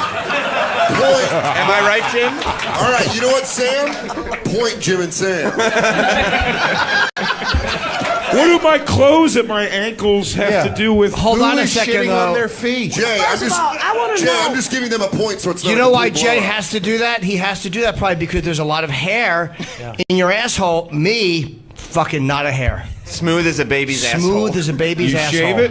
No, it's natural. Wax it. Nothing. Naturally hairless Naturally ass? hairless, delicious asshole. Wait a That's minute. my Tinder Wait a profile minute. name. Excuse me. Sorry, I said Your grinder wrong. asshole got. Why you don't have no hair in your ass? AIDS. I'm just. Somebody's rings pulled it You off. been spreading your cheeks on the toilet too, ripping your hairs out your ass. I'm just a hairless. I mean, I have a couple How little do you- wispy fellas, but I'm very hairless. He grew up near power lines. You put the wrong dick back there. No, I'm not a hairy person. No, he's not a So, hair. so far, you're hairy. If your and- mother was a bird, you wouldn't have hair either. My mother was a bird. My mother was a bird. She would land on your back. Is that a hippopotamus? Yes, it is. Yes! I was sitting here going, please let that be a hippopotamus joke. But honestly, it works so well. I was like, that can't be what it means. It's got to be like a radio show callback or something. It's like birds on the back, jizz on the face, or something that I don't know.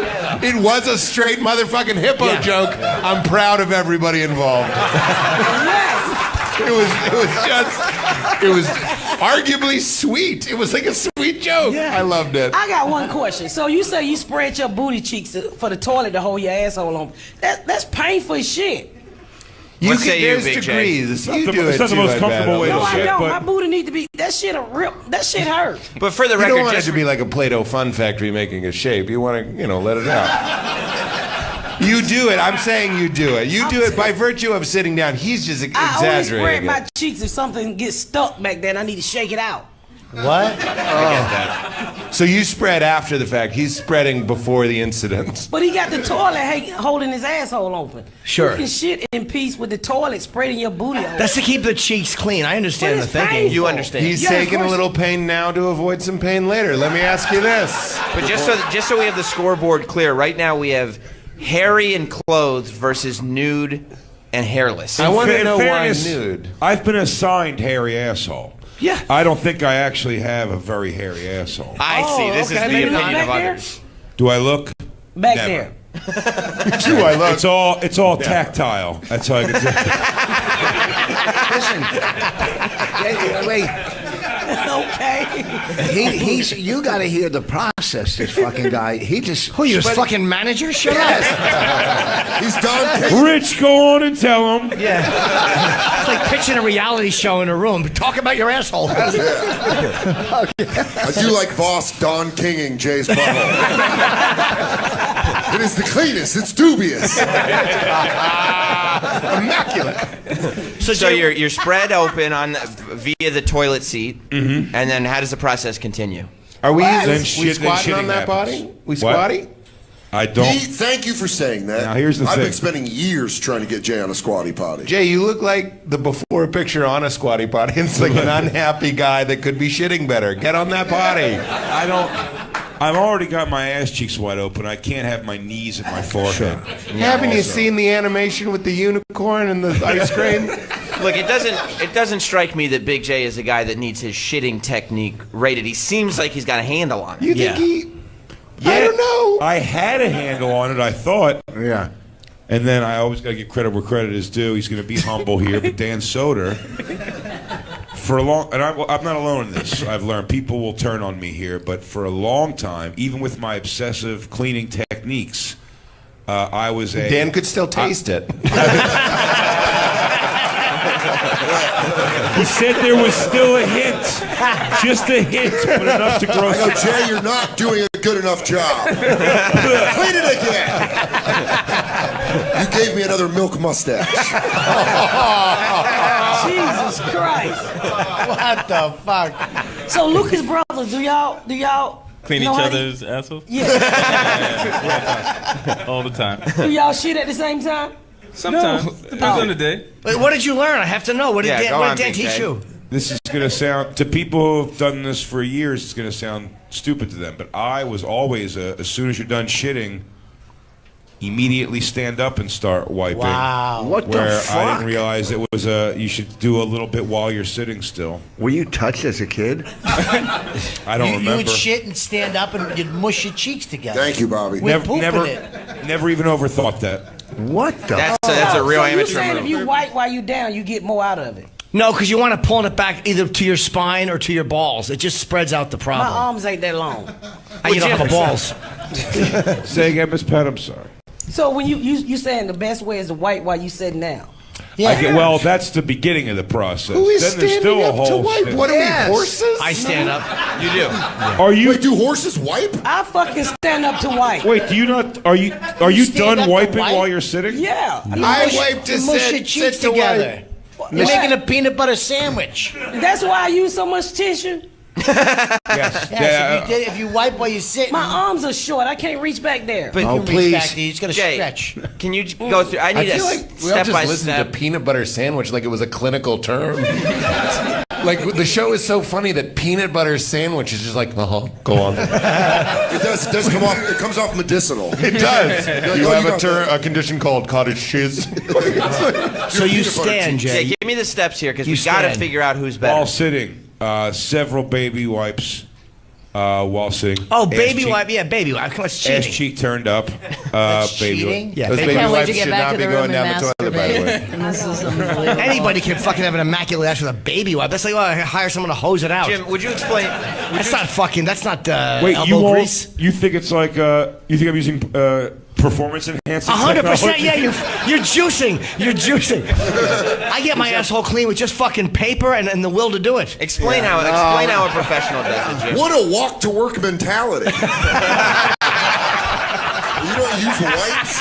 No. Just paper. That's Absolutely. You never use wipes. If I had them, sure. I just don't think to have them. But you don't think so you wipe your ass with dry paper. With wipes, come on. It's not even a conversation. Yeah, but you can't get your ass fully clean. Yeah. Do That's you wet the spreading toilet peanut paper? butter. Yeah. What's that? Do you wet the toilet No, paper? I go in there dry. I fucking put one foot on the bowl, one foot. I arch my asshole out, and I put fingers. Trust me, it's immaculate. Fingers in. How do you clean off your Why back? you got your? We just took it to another level. I Why? hope you guys learned your lesson. Baby wipes. No, baby wipes. that's ridiculous. That's like Jim saying he only reads maps and doesn't use Google Maps. But he gets there Why quicker. you got your No, he legs doesn't. on the toilet like you taking a fucking selfie? No, one foot on the toilet, one foot on the floor. But Jay, I understand what Jay's You say saying. If I you had, arch your back? Yeah, so I that's can what he said. push my ass out and get in. Yes. Do you have to arch it?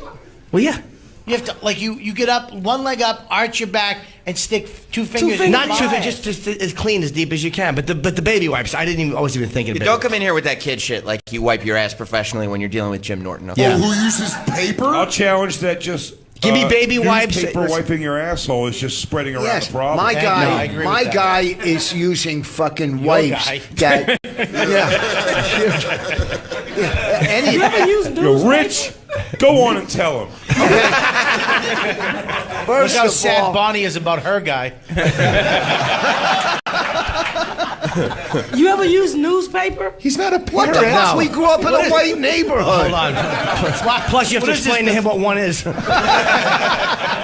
is this, the 30s? Who uses, you use newspaper? If I'm out of tissue, I gotta get something. That shit, yeah. You want to go paper towels first? We didn't have paper towels when we were coming up. Oh. That was Toilet for the paper was the rich. paper towels. You never had fried chicken and put it on the newspaper? Your mama didn't do that? She did it. Yeah, you pick up the chicken and everything is on the back of your chicken leg. Fucking privileged ass white people. Let me Never do ate my. your chicken with the news on it. Put raisin in your meatloaf. That's a 45-minute callback. Very nice. Very nice. He never forgets a food joke.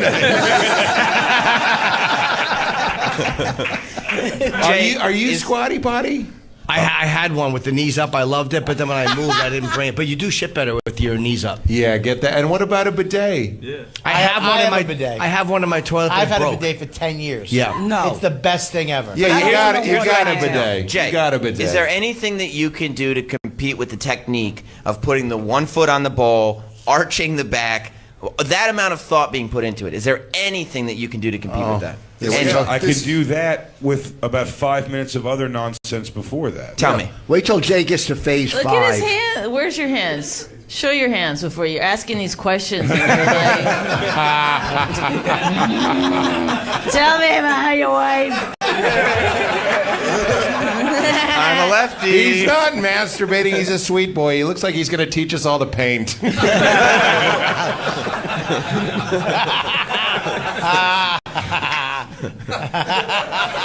That was a slow release. I feel like we could map this room with sonar with how we all laughed. It's like an echo. Tell us your thing. All right, so I do the baby wipes from side, cheeking, lifting, and then when I stand up, a lot of times, Bob, you could probably appreciate this, my legs are dead. And so then I'm on your side. So then I have to put my forehead against the bathroom wall to get the tickles out of my legs.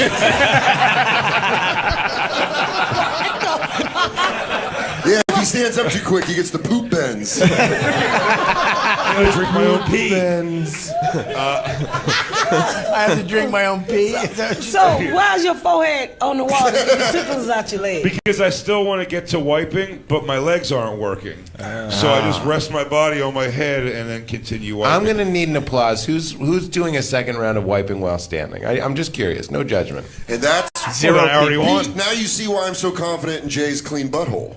I don't know if that sounds like OCD. Pete, put on a white glove and check 2 knuckles deep right now. You could go 2 knuckles? Oh, he's showroom clean all the time. Jim, how many knuckles could you go? You sticking your knuckles in your ass? I only that's 2 knuckles. I beat that when I was 9. Yeah. I only have 1 knuckle. What kind of But you have the rings. What kind of asshole you white boys got? Wait, very what clean. Kind of assholes are you squatting? When you say standing, you mean a squat? Like you're really stuck on this standing and show me, please show me. How are you doing this? No. I don't mean naked. I just mean, what are you doing? There is a process. Stand up and show us how you do it. Oh, sure. Oh. It's no. Oh.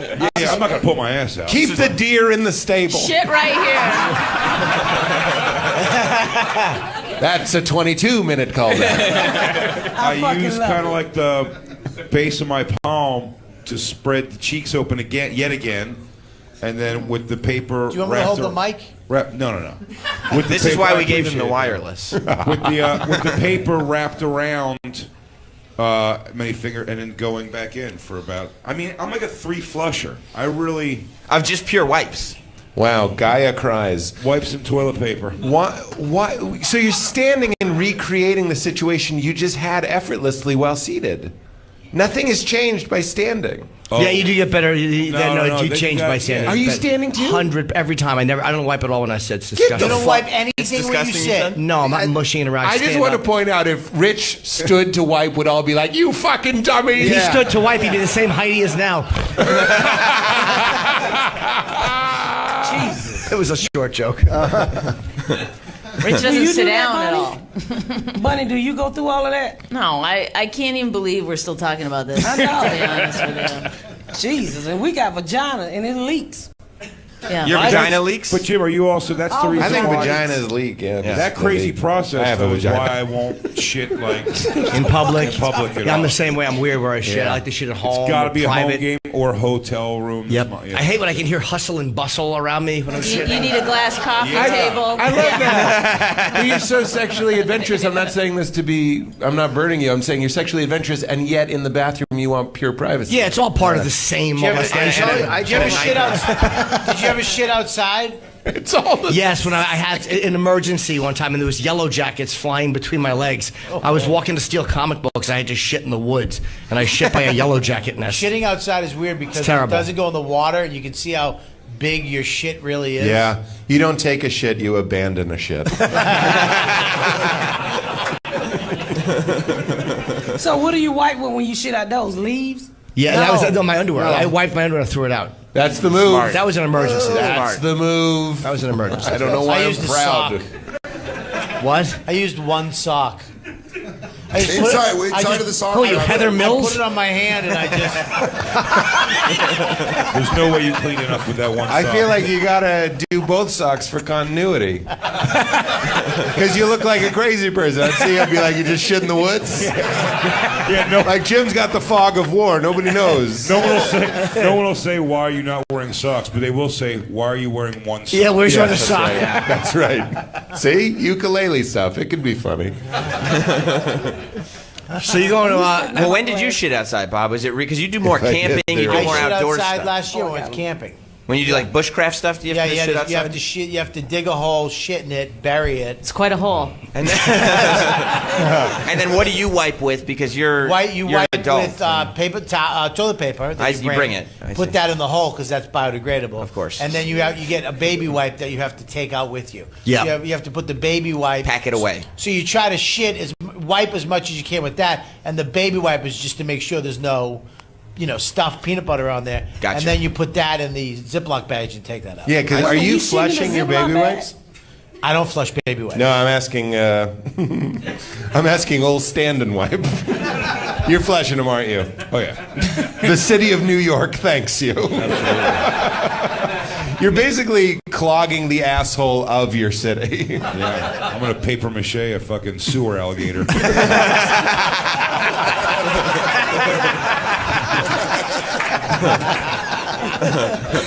What are you doing in the woods? You're bushwhacking? Bushcraft. Bushcraft? What is that? Yeah. What is that? Witchcraft? Bob is one of the bushcraft party boys. Not everybody knows that, but that's what he does outside of comedy. Yeah, me, Ari Shafir, Joe List, we go hiking in the woods. With knives. We all have knives. When you say hiking, you mean like a drive? No, we hike up. We hike up in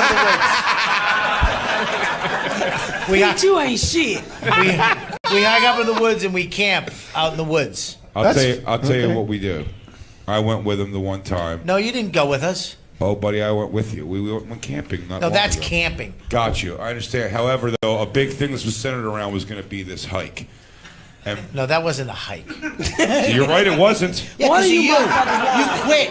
One of y'all lying. Well, let's hear what Big J's interpretation is. There's no interpretation. Okay. The facts what happened. Okay. You quit. First of all, funny. I had no interest in going hiking at all.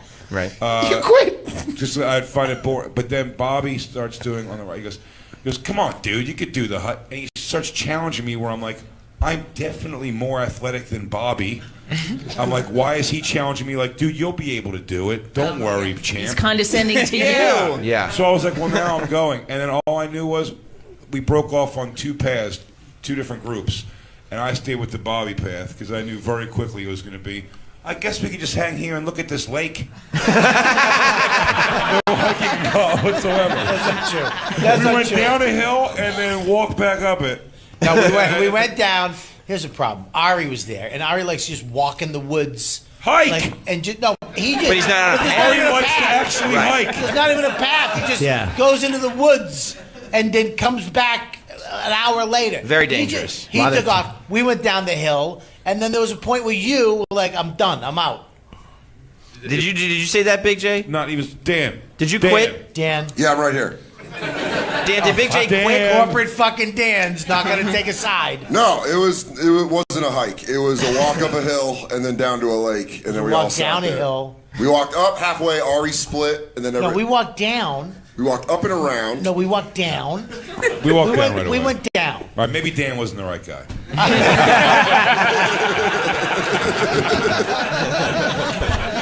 Me and Bobby are even agreeing we went down. We did. We walked up and over because that's when Ari and We Becky walked up like 5 feet. And then we went down. And then we went down. There was a went beautiful down. corgi on the trail. Okay, guys, you fucking walked. We get it. Yeah. Somebody But the walked question- in some direction. Ari Fuck. went all the way down Right. to where the waterfall was. Right. We decided, you know what? This is enough. And we went back up. By we, it was. It wasn't me. Yeah, it was. No, it wasn't. I was we were right by the lake, and you're like, I think we're just gonna hang out. No. here. You're acting like I had a dude. You were like, I'm Dan, done. I think you lying. This never Because I walked a fucking mountain with him. Thank you. And I think you can do it. Well, I mean, I'm With not Bobby? saying you can't. I Yeah, just know with we me went and to a Bobby lake and walked the sat mountain. there. A Yeah, I'm mountain not saying of he what? can't do it. I'm telling you, he didn't that day. A mountain of mashed potatoes. I like being mean. I never get to be mean. Fuck you, Pete Holmes. I know. I'm with you. I'm We so walked glad the we have fucking mean Pete mountain. Holmes today. Yeah. I mean, there was ice cream at the top of that mountain. So I had a little more. Oh, we're back to that one. motivation. Yes, that mountain. You guys are like the people that have read one book and you work it into every conversation. Well, I did hike a mountain that one I'm time. trying to prove that he can fucking do it. I get it. You Pat. fucked it up with the mashed potato shit. I know. Well, so I far know. we're at 2 confirmed votes that Bob is the one that stopped. That the is hike. true, and Not I Jay. did it the lake. You're not at 2 Can I confirmed. say- You're at 1. It wasn't Dana even and official, Jay. It wasn't even an official quit. I just had a feeling if I stayed close to Bobby, there wasn't a whole bunch of hiking going. And you were right. If I went the Ari direction, I'd have been. You're right. I may have quit at some point. I tell you why. I wanted there's 2 trails. There's one that went all the way down to the waterfall. Right. That's how you Which- get a clean asshole right there. If you're a clean asshole guy, you get to waterfall. Oh, there's the hike around the lake. I wanted to do around the lake. Right. Because it was a longer hike, but it wasn't so all the way down that have to come all the way back up. Sure. It But was you just roll all the way down, though. Boss's energy's just gone. I've been here since 8. I've given enough. That's it. Bossroast.com.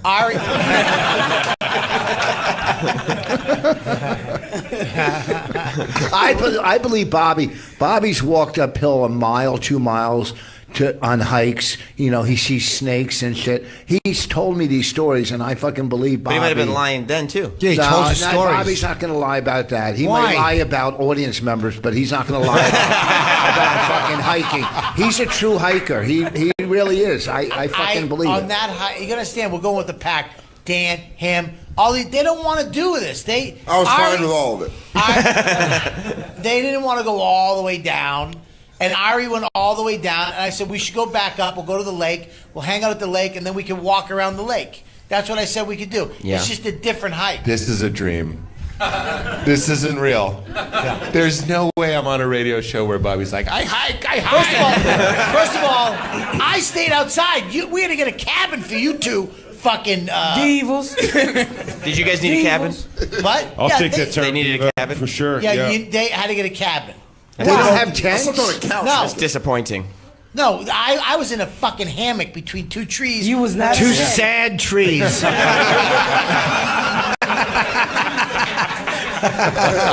There's no way out of it. You'll stay outside in your circus tent, right?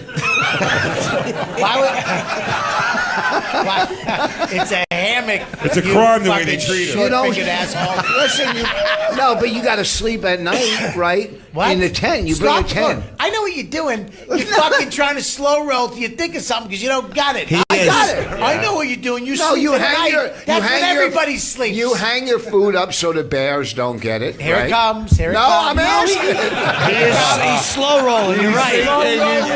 He's meandering until a joke shows up. Yeah, doing exactly what Pete called you out on at the beginning. I love it. I'm very curious. Pete who? It's very fitting to get burned by a guy who looks like a tanning bed came to life. And to answer my own question, I thought of that about 90 seconds ago.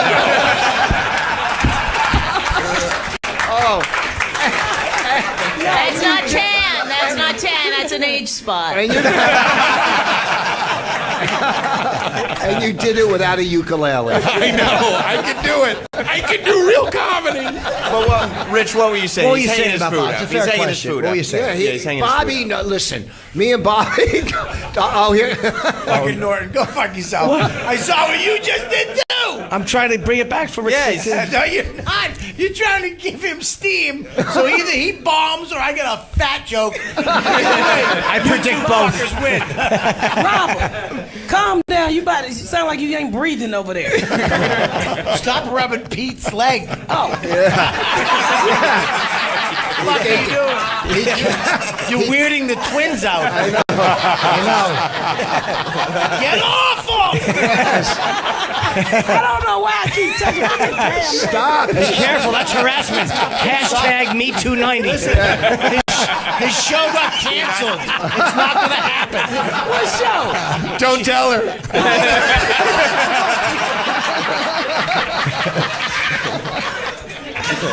That is so funny. Your show got canceled? Yeah. What show? It made it funnier because I could tell you weren't joking. You had a show? I had a show. It was called Crashing. Jim That was got on it. canceled? Yeah, it was canceled. Thank you very much for coming, Pete Holmes. We appreciate it.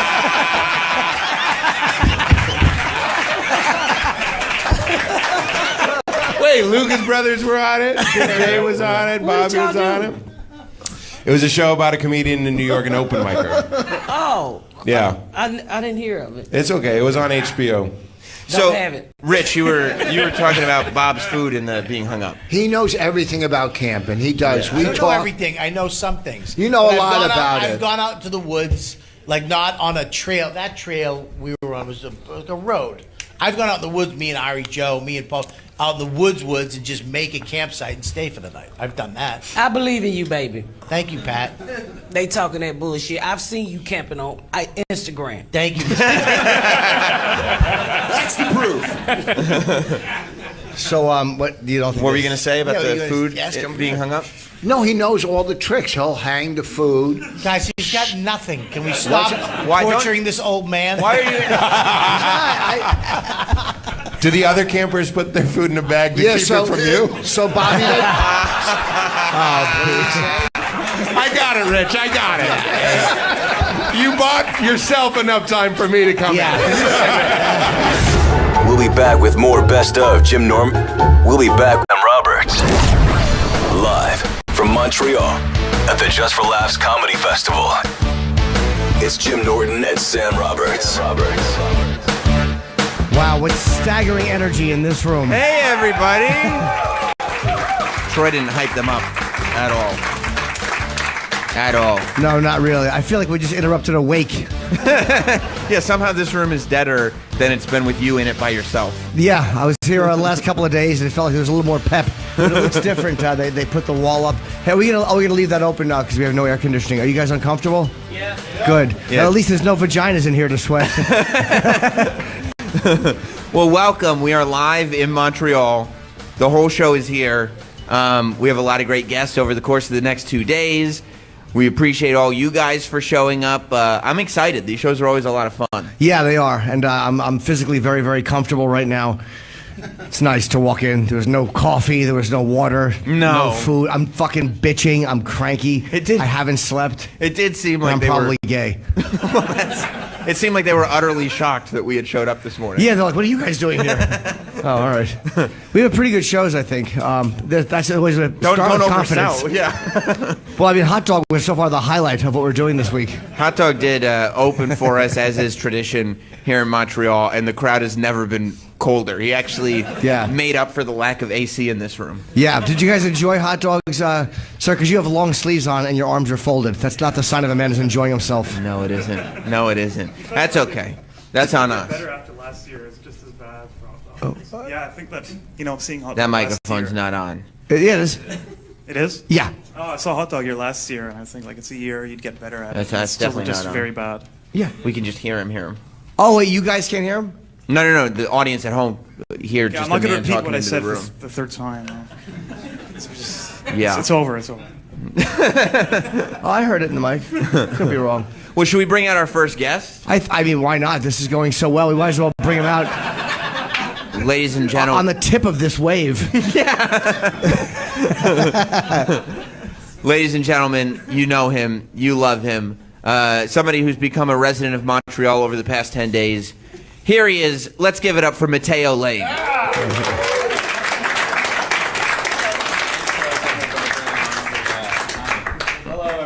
I'm obviously gay. Hi, good morning. Good morning. Is it okay if I put my that Sure. liquid lava?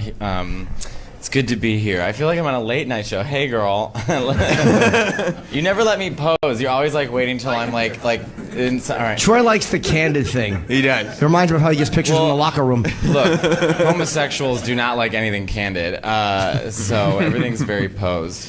Well, welcome. We're glad that you're here. Thanks. But you've been in Montreal for like I've been here a week. for almost, yeah. I was in Rome, and I was on vacation, and then to get back here, there was like a lot of weather in the northeast, and so like for me to get to Montreal, I literally had to fly from Rome to Barcelona to Amsterdam to JFK, then JFK to LaGuardia, then LaGuardia to Montreal, and then of course I got here, and the next day I got the flu. Perfect. So then I was just like dying and like this French hospital, and they're like, "What is the problem?" I'm like, "I'm sick," and doing shows. And How come you didn't just fly directly to Montreal? You didn't want to do that? I prefer the long. Although I did get so many points on Delta that I was like, because I'm this close to being diamond status, so that's the only like silver lining is that I'm like, I'm gonna be diamond status. Those flights suck. Those international flights suck. I mean, at least you're in first though, so it's comfortable. No, I was not in first. I was next to like a British family, and the kids were so annoying. And something about them being kids, you're already annoyed by kids on planes, but then the fact that they were British, like it made me hate the accent even worse. You know, it's like, "Mommy, I can't get over that." I'm like, just shut the fuck up. Yeah. And for some reason, their grandma was next to me, and all the kids were in front of me. So like little demon hands kept coming through the chairs. Oh my God! It's like Jeffrey Epstein's nightmare. He took the Lolita Express. Yeah. But I made it. I'm here. I'm ready to. I'm clearly. This is like my house coat outfit. Like this is what I wear around the house. This is like, just you comfortable? Yeah, I was like, I'm going on the radio, so I might as well just fag it up. So were you puking? Sorry, were you puking and shitting, or were you just like not feeling well? Super. I did throw up once, and then I was like, maybe it's because I went to the gym too hard, and then I got I just like body aches everywhere. Oh, okay. But my voice was still, I could still have my singing voice, so I was like, I got an Airbnb, so whoever my neighbors are just listening to me sing Whitney and Mariah in bed all day. So even when you're sick, that's how you get past it? Is yeah, you sing? I love singing. Yeah. I know, I'm really I'm the only homosexual within the 50-mile radius. That's actually... is anyone gay here? Am I the only one? Jim? No, I'm not. What is? The village is like 3 blocks down the road. What's 3.5. Oh, the village. 275 steps. You're your own grinder. No, I went to a gay bar last year here. It was a strip club, and then it got raided. The police went into the bath. Something was going on in the bathroom, and then the stripper had a tattoo in his chest that said "Never give up." I'm like, I gotta go home. This is ridiculous. By the way, why did it get raided? Some kind of drug thing was happening in the bathroom because a bunch of police like ran into the bathroom, and I know I made it sound like it was Stonewall. No, there was like illegal activity going on.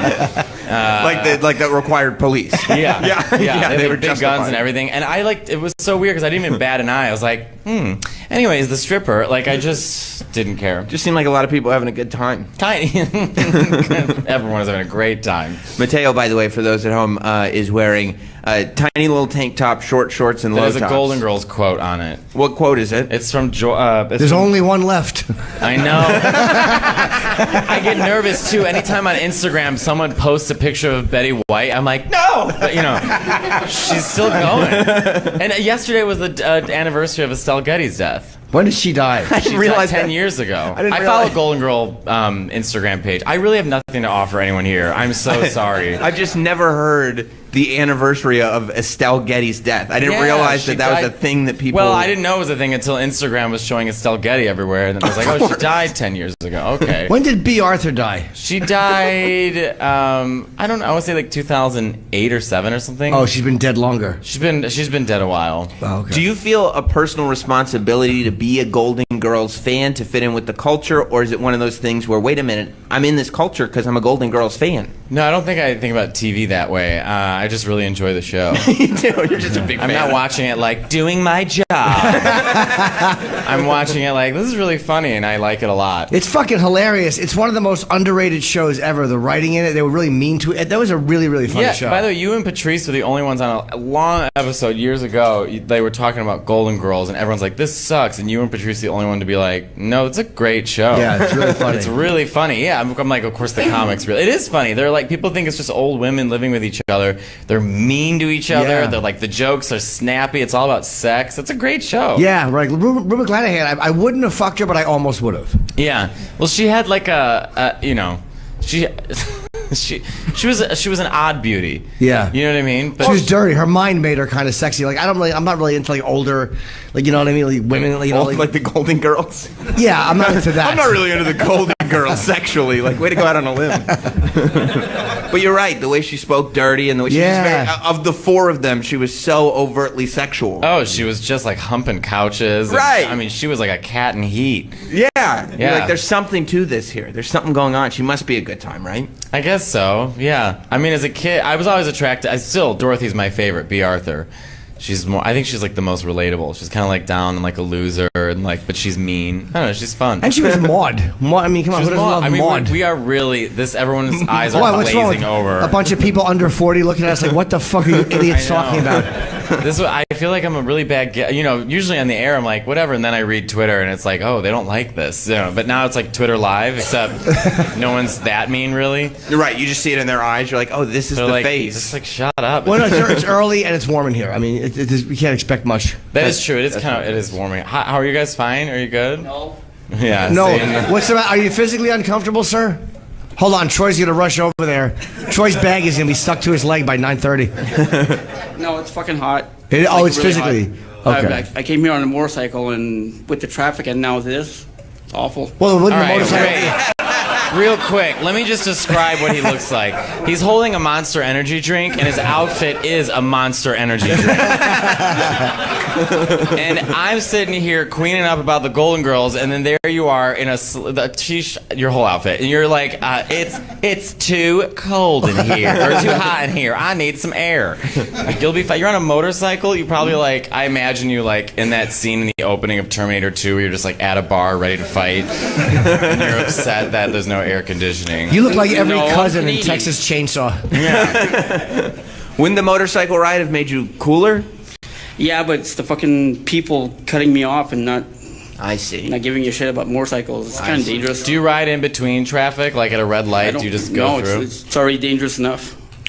Really? Oh, I like that. It's a safety conscious. No, not really. I like driving biker. fast. Yeah. Do you have a helmet? Do you wear anything else? A helmet, or do you have any like padding, or like a Just padding. Yeah. What is it? Like he wears like those roller skating scarves. Yeah. Make sure you're. I didn't break my ankle. Yeah. No, just a helmet. Just a helmet. Helmet, gloves. Okay. Are you afraid of road rash? Ooh, you know the road lingo. rash? Yeah, I sure do. Yeah. Fuck it.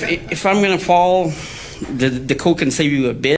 Not much. I skinned my knee. This is true on jumping into bed the other day. Oh my god. I did. I have a little. I can't. I'll see if I can lift my pant high enough. It's a little fucking dot. I got like a rash from getting into bed, and it hurts a lot. It's a little teeny scab.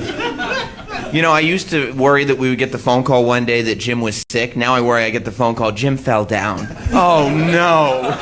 Did you ever hear Ryan Hamilton's bit about that? About people falling down? No. I don't want to give it away. It might not be released yet, but it's very funny. It's just like getting older, like falling is such an issue. Oh, it is. Yeah, You know what I mean? Yeah. My mother got hurt. She fell. She broke her shoulder. She fell in a rug in the garage. My father said with air quotes. What's the black eye about? Nothing. Yeah, right after a political discussion. After another cold dinner, she tripped and fell. Yeah, but when you're old, you fall, you're fucked. I mean, it's been like 8 months for her to heal, and she's still healing. It's a nightmare. It's not good. Yep. Just wanted to ruin everything. Yeah. You know, I guess a lot of people had trouble getting to Montreal around this. I came right up. I had no problem. I've done a couple interviees. I zipped right. I drove a little over 6 hours. That's it? You drove? Yeah, because I had to go in for customs to do, you have to declare that you're working up here, and they do your working papers. And there was a delay. I was hoping it would go right away, but I had to sit for like probably between 10 and 15 minutes in customs. But I finally got up. It's not traditionally an 11-hour drive? No. 12. Huh, it wasn't 12. 12. Who took 12 hours to get here?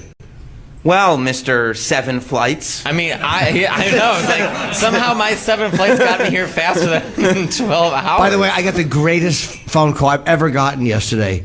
as you were coming up. I've never been happier. So, like, Jim and I were on the phone, as we are from time to time, and we're driving do pretend radio shows. Right? Yeah, we are. We're just practicing for today. All the material you're hearing, we were doing over the phone and just making sure it works. But like halfway through, I was like, Jim, like I got bigger fish to fry than what we're talking about right now. I'm having some travel woes. And he was like, "What?" You could hear the smile starting to build in his face. What do you mean, travel woes? And you're like, "Do you want me to tell you tomorrow?" I'm like, "No, give it to me now." Yeah, I need this now. In case you're killed on the way up, I have to know what happened. Yeah, this will be the first story I tell at your funeral. So we left the studio yesterday. We did the show from New York. I was with Troy and Hot Dog, and we got in the car pretty quickly. So Hot Dog was like 15 minutes late getting to the studio yesterday. And so, of course, in typical Sam fashion, I was just berating him for being 15 minutes late, which, boy, did that come back to bite me in the ass. But I was berating him. We ended up getting in the car around 11, and we get on the road. But you guys were waiting for Hot Dog to leave to Montreal? Yeah, we were driving with him. But it was like 15 minutes. It really, at the end of the day, wasn't that big of a deal. Right. So we got in the car, we hit the road, whatever. About 2 to 2.5 hours into the ride. So we had gone pretty far upstate, way past the city. Oh, no. I was like, we stopped to get gas. Troy went inside to do whatever, I think jerk off in the toilet or something like that. Make a friend. Yeah. Thank you for being a friend. Yeah. Troy grabbed the drill out of the back seat and headed into the restroom.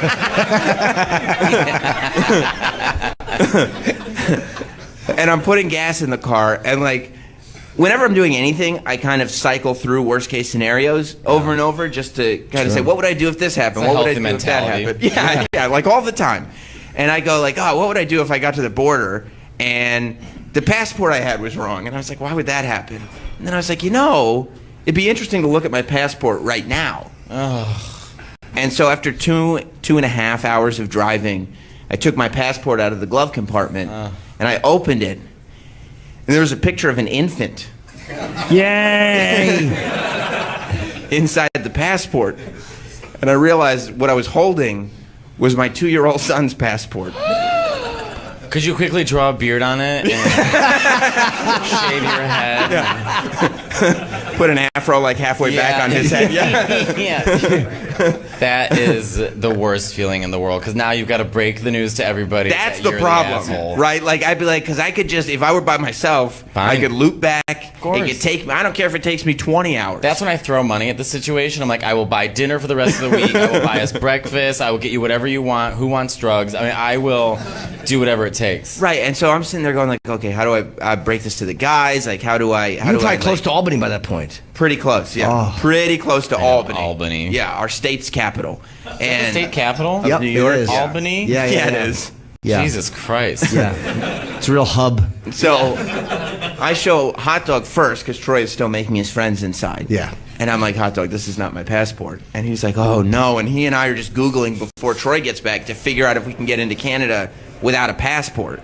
And Hot Dog says, it says you can get in, but it's highly recommended that you bring a passport. And I'm like, yeah. And how do I get back to the States without a passport? Right. I'm like, that would probably be even more difficult. I'm like, I'm like looking through stuff. I have my driver's license, but that's it. I'm like, we gotta go back. And Troy gets back, and I tell him, and I get on the phone with my wife and explain to her what happened. And this saint of a woman loaded a toddler and an infant into her car, grabbed my passport so she could meet us. Oh my God. So that we didn't have to loop all the way back to the Bestchester. So we went like an hour and a half back. I'd say about 2 hours. Okay, well, you've exaggerated already. And I was seeing signs that said New York City 20 miles. So it was close. Yeah. The city was close, yeah. Were you disappointed when you got the news, Troy? Just livid. Just frothing at the mouth. But it's also one of those situations where you're like, there's literally no point in getting angry. There's nothing What can we you can do? Yeah. And Troy's sitting there, he's like... But it's maddening. Like, Right. I'm mad at you, and I wasn't even in the car. I've never been happier. You were happy about it. I was actually calling Troy going, no, you would have been here in an hour, while he's still heading back towards New York. But it was like, but I didn't want to take any of it, so Troy was like, wait, so we have to go back an hour and a half? And I'm like, maybe more, Troy, maybe more. Like, you just, what are you talking about it for? and we had to loop back. And unfortunately, right before this, we had stopped to get lunch, and Hot Dog said that he likes to do edibles.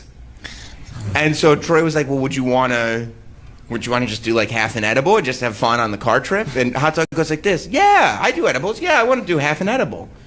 And we were like, yeah, okay, that's fine. Like, it'd probably be funny. He'll say some funny shit. Should have done one this morning. Yeah, you witnessed Hot Dog this morning post comatose because he ate half of a gummy, and he was like, "Oh, this is strong." And we were like, "Well, how you do edibles, right?" And he was like, "Yeah, I've done it like 4 times." And we went, "Oh no!" It just sounds like you're pitching a really shitty road trip movie. The worst. The worst. There's a black guy, a white guy, and one we're not sure. One forgot the passport, and the other did an edible. They're in Albany. Get it? And so we're driving straight down 87. It's just a straight road the whole way because we have to loop around, but there's only an exit every like 30 miles or whatever. And we're just driving straight, and after like 10 minutes, Hot Dog just looks up and he goes, "Have we turned around yet?" And we're going, "Oh, Jesus Christ." So by the time we turned around, Hot Dog is in a comatose state. His mouth and brain are no longer connected. We're asking him questions. He can't talk at all. We get to the Palisades Mall. That's where Jess met us. Yeah. How far from your house is that? Palisades Mall. Palisades. Okay. Yeah. On. It's very luxurious. Yeah. Sounds like okay. It's 3 minutes from Sam's house. Yeah, she had to come up about 40 minutes, but all told, we would have had to do double whatever we had to do. Not if it was my wife. I would have said, meet me at the border. I would have kept going, and she would have hopped on a plane and been there before I was. and Jess is trying to figure out what's going on, and she goes like, "Oh, let me go say hi to Hot Dog," but he can't get out of the car. So she walks over to the car and she's like, "Hey, how's it going, Hot Dog?" He's got his sunglasses on and just sitting there with his arms down going, And she's got the 2 kids. Troy's like, yeah, he's doing this. Mommy, what's wrong with that man? Yeah, we're trying to avoid that. So she gives me the passport, and we ended up. Wouldn't it be great if she brought the wrong one? I know. Yes. That's what I was worried about. She brought hers. Yeah. I must have looked at that goddamn thing 150 times. Dude, it's a weird OCD thing to check it before you go. I always check and make Same. sure I have the right one, not the expired one. I know. I always do. I'm so neurotic about it. I'm like, I'll check. That's the only OCD thing I do is like when I'm traveling, I check my passport, and then like 10 minutes later, I'm like, is it still here? Like I'm very neurotic about my passport. Well, now what would you have done? This is what I thought. The only thing that would have made me happier is if they realized that as they were talking to a guy in a booth in customs. Because then, Troy, you guys would have been fucked because you can't just get out of the car at customs. I would have got an Uber. It just came here. That's not cool. You would have gotten an Uber at the border? I mean, well, I'm not going all the way back to New York City and then coming back. Can you come pick me up at the border? To the border? Like, what if you get an Uber from Canada and they're like, sorry, dude, I'm not going to go through customs to get you? Like that seems really suspicious. I don't think an Uber driver. That's when we hit up our boss, Jim McClure, and be like, hey, Jim, can we figure this out? Yeah, we need you to come get us. There's got to be a bus or something. There's got to be a way. They probably wouldn't have let you hang there, and you can't just walk. He would have come back with me. No, I would not have. He would have had Hot Dog would have, though. Hot Dog's a soldier. Hot Dog didn't have any other option. His legs didn't work. He wasn't in any condition. But, yeah, that's the only benefit to the fact that the trip had 4 hours added onto it, that Hot Dog finally started coming to when we got to the border. Because if we had gone to the border on time, he would have been unconscious.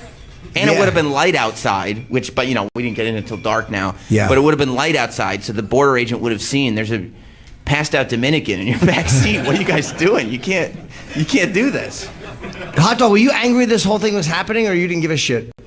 Well, the edible hit me right then and there, and I couldn't talk. I thought it took a while for edibles to hit. It got you in 10 minutes? No, like an hour in. Oh, okay. Say, like, when we realized that. When did you realize you were high? Like 1 minute you're driving, and the next minute you're like, what's happening? Right when we were going back, and I thought we made a few turns. Right when the problems happened, suddenly you're fucking zooted. I was good. I couldn't talk for shit. So. We knew we were in trouble when Troy goes, hey, Hot Dog, maybe in an hour or two we do the other half of the edible. And Hot Dog responded. We wrote down the quote with, that I know I could not want. It sounded right. Oh, no. It sounded right. What happened to your elbow? I fell. I was out drinking, and I fell. Jesus Christ. Yeah. Girl, you're gonna be dead by next week. You're quietly dying. I never get high, like I never smoke weed, but I was in San Francisco a couple weeks ago, and I was at my friend's house, and he's like, let's go to a party. I haven't been to a party since I was like 21. So I walk in, and it's just a room full of like super hot gays, so I immediately get anxious, and he smokes a lot of weed, so I was like, oh, do you have any weed? Can I smoke? And he was like, sure. He's like, he had like a pen. He's like, they're not that strong. He's like, so you want to take like a big hit? I'm like, got it. I took like the biggest hit, and then like minutes later I was like, oh no, I'm too fucking high. And I was like that, I'm 33 and I'm that embarrassing like 12-year-old girl, like, do I seem high like every 3 seconds? Impressing nobody. And it was I was high all the next day. Like I was high for 24 hours. It was a mess. So it's one of those things where you're just asking people, you're ruining everybody's good time because you're fucked my up. time, their time, and they're like, we're gonna go dancing. I'm like, I'm just gonna go find a diner. They're like, okay, are you gonna be fine? I'm like, yeah, I'll be just fine. Did you enjoy it, Hot Dog? I mean, do you remember enjoying the experience, or you just... No, because I knew we would have to get to the border at some point, and I was worried about not making a mess. Not making a mess? Yeah, a mess of the whole situation. Oh, I see. Yeah, we did. That would kill you getting into the country if your little legs were kicking and you were shitting your pants. There's a large infant in the back seat.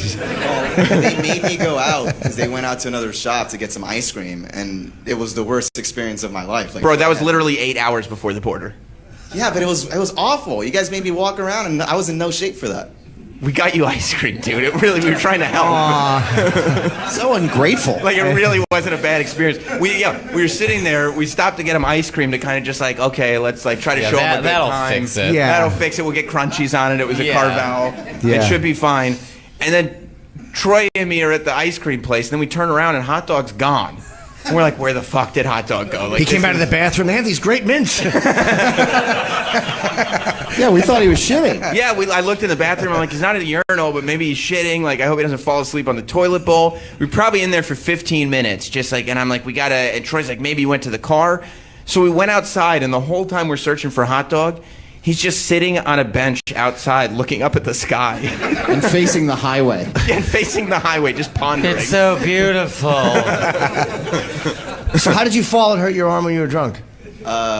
This was some coworker of mine wanted to teach me her black belt karate or whatever, and then a girl teaching you karate? No, she was drunk too. She was like, "Well, I'm a black belt," and I was like, "Oh, fuck you!" And then I turned around. And the next thing I knew, I was you. It's the right way to approach a black belt. What a charming guy too. Right way to approach a woman, a black belt. Fuck you. I just got my black belt. Fuck you. I hope you get cancer. By the way, Monster Truck, the air conditioning's on. Do you feel a lot better? He does. He says, yeah. It's actually a little chilly. By the way, there's two. I have a question about these two. You guys, are you guys from Montreal? There's two men in the front row, and they're dressed so well. And I mean, no offense to the rest of the room, but you know, they honestly look like, with their posture and the way they're dressed, they look like they're here to carry out a hit. I don't know what's going on. Like, what? Tell us your. Who the hell? Brothers. You're what? We're brothers. Okay, cool. Yeah, but why are you dressed so well? I don't know. It's just fucking going out. Straight men can dress like this in Yeah, Montreal and still get pussy? Yeah, I get a lot of men who hit on me actually. And it's Duh, look at you. Yeah. What do you think is happening right now? He looks like Blanche's bedroom from the Golden Girls. I can't believe you're walking around with, like, I don't have the confidence to dress this way. He's got it's a mock turtleneck. It's a mock turtleneck with like gray ribbing on it. It's one of those gray ribbing. Sure. It's a giant dickie. He's got a floral, what looks to be some kind of a light, maybe silk shirt over it. Like a woman's nightgown shirt from like 94. This my father gave to me, and this my nonno gave to me. It's from the 80s. Nice. Who gave to you? My No. How His do you say it? grandfather. He's Italian. I'm Italian. No. Ma tu sei italiano? Yeah. E parli italiano? A little bit. Di dove sei? Where am I from? Yeah, where's your family from? Oh, they're from the south of Italy. Okay, same. All right. Wow, I'm like, this is such an attractive man. I'm like, I can't believe. This is like in Italy. When I go to Italy, I look like I'm crushing pussy. Because the men, they're all dressed like this. They look so fucking gay. And then you're his brother, and you got the socks and everything. Well, yeah. Someone who doesn't like gays. You don't like gays. Go on. I'd like to hear more. No, it's not that I don't like them. Go on. But No, I have no problem. Actually, interesting. No, go back. What's your issue with gays? No, I don't have one. I actually don't. Come on, I work at a company. Let's not go there. That's true. You don't have any issue. You just read the Bible, that was right? his best offense. There's no homophobes at companies. I'm not homophobic. I work at a company. What? That's not even a defense. He's worried about losing his job if he says anything. Yeah. Okay, well, I don't care about you losing your job. If anything, I'm for it. I mean, I don't care if you have a problem with gays. I'm just curious as to why. Yeah, how could you lose your problem? What do you do for a living? You build props for musicals?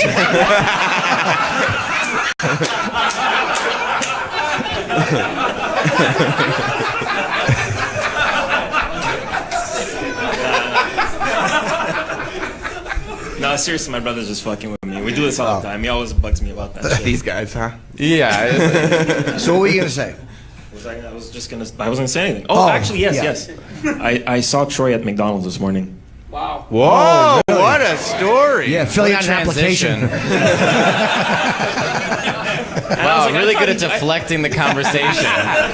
Being accused of hating gays, like, I saw Troy at McDonald's this morning. You're like, well, it's, you know when you see people go on Judge Judy, you're like, how could they act so stupid? And then you're like, well, this is how. You're under like the smallest amount of pressure and you lose the ability to speak or think clearly. And he could have gotten out of it too because he was like, oh, I wasn't going to say, oh, wait, I remembered. I saw Troy. Did you speak to him? No, but I did take a picture. You took a photo of him? Yeah, secretly. That's really weird, man. Oh, you just snapped a quick selfie? People don't like that. Yeah. Yeah. He goes, yeah. You ever notice that when you watch Judge Judy, you ever notice how people start talking in ways they don't usually talk? Like these hillbillies are suddenly trying to use like smart words like, Your Honor, the approximation of the time that I did see him whereabouts coming in. That was not the vernacular that was used, Your Honor. I'm like, well, you don't talk that way, so don't try. What, are you going to impress Judge Judy? Shut up. She's the highest paid person on television. Yeah, she got some weird busted ponytail. I don't know what's going on with her hair. Like, girl, you're in your early hundreds. Stop trying. Don't change anything. Stick with the haircut. I love that her dumb husband couldn't get a show off the ground. They gave him the People's Court. And didn't he fuck it up? He fucked it up. Nobody cared. Judge, because he was. Her husband's a judge too. Well, they said you've heard of Judge Judy. Judge Jerry is taking over the People's Court. At home and eat the millionaire's pussy. That's what you do, Johnny. It's for real. I mean, if your wife is Judge Judy, you've got it made. That's it. Just enjoy it. Yeah. Just enjoy it. We were speaking of, when we got to the border, we were worried it wasn't going to go well, because speaking of people not speaking the way that they're supposed to. Bonjour. We wanted to see, Hot Dog seemed like he was getting back to a place where he could communicate, because he had been in a coma for 7 hours. So we go, okay, let's, run some drills. We're literally waiting by the gate for the car in front of us, and I go, all right, Hot Dog, what brings you to Canada? And he goes,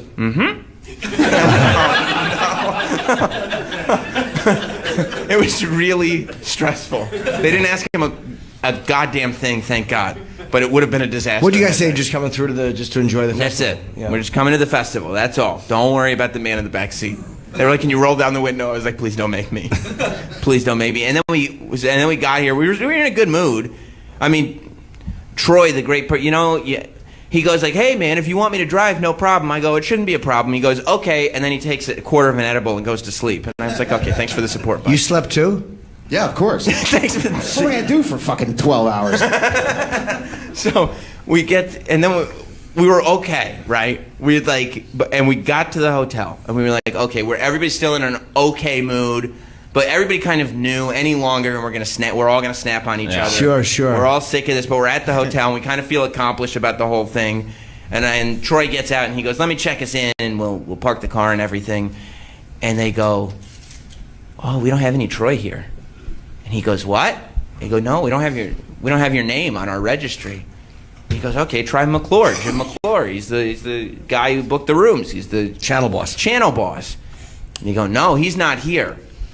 And so we go, okay, this must be the wrong hotel. She said it was the wrong hotel. She's like, oh, you're probably in the wrong hotel. Oh, thanks for the input, lady. And so Troy comes, he goes, she says we're in the wrong hotel. I go, okay, this is where we're supposed to be, but there's another hotel of this chain, like 6 miles away, which of course takes 20 minutes. Didn't you have an address?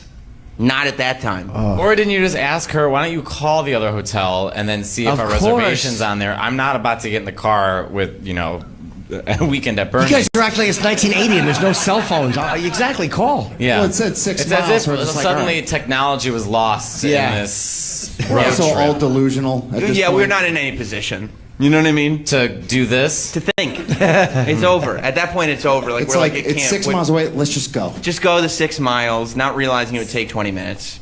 And we get to the other hotel, and we're like, this is way on the other side of everything. And so then we get the address.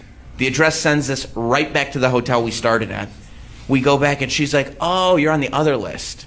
No, Jim sent me a confirmation number. Oh. And I went and I said, here's the confirmation number. I'm supposed to be here. And she looked it up. She's like, oh, yeah, you're here. I went in to try to make sure that everything was cool so that Troy didn't choke this woman to death. And all I wanted to do was choke the woman to death. It was a bad scene. If that woman sent me, that you'd be reading this morning about a hotel that burned down. Yeah, that last 45 minutes really did us in. As soon as we got out of the car, we separated ways. All right, good night, goodbye, goodbye. You guys didn't go up to the room and hang for a little No. bit? Oh, okay. No. I had to go and walk around for an hour and blow off steam. I don't know what anybody else did. Yeah, I was Took just more edibles. I was touching base with Troy, and at one point, it was like 9:30 when Troy's. I'm like, "Where are you?" I was like hoping they were stuck in Albany, and he's like, "Ah, we just crossed into the border." I'm like, "All right, fuck." And then like maybe 8:30, but it was almost an hour and 20 minutes later. You're like, "We're still not in the hotel." That's right. They're sending us to the wrong place. Because we made good time, all things considered, based Yeah, on where you we did better started. time than I was hoping. And then this fucking lady at the hotel sends us on a road trip around this beautiful city of yours. Well, let's not say things we can't take back. No, I love Montreal, but I always joke. I'm like, Americans are like, it's France. It's like going to France. I'm like, it's not France. It's Cleveland, and they speak French. But, who do you think it's more shit? Like a hotel receptionist or someone at the TSA? I think probably the TSA.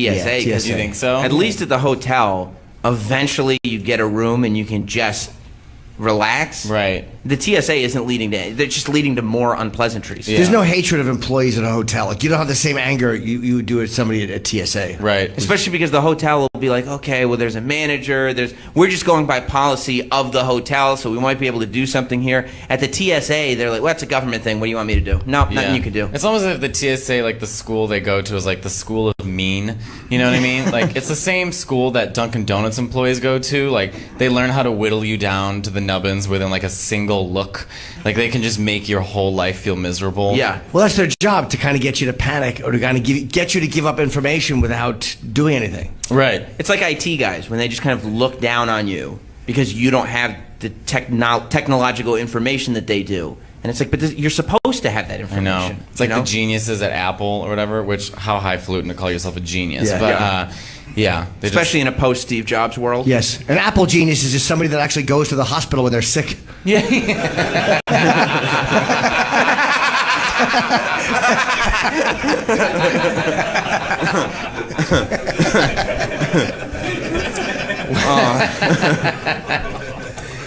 So you're here though. You're here for like 18 days total, right? No, for like 12 days. Oh, okay. Last year I was in the ethnic show, which is so funny that Italians are like we're ethnic for some reason, So I was there for like 3 weeks, longer than 3 weeks. It was so funny because like the ethnic show, like they were like, we're trying to find a new Sebastian Maniscalco. I was like, why are you calling me? I was like, I'm Italian and I speak it, but like I have like one joke about Italy and the rest is all about dick. So it's really disappointing because you walk out and all like the Montrealians are really excited for the Italians. So like I walk out, I'm like, buongiorno tutti, and they all scream, and then I'm like, I'm gay, and you can hear them like,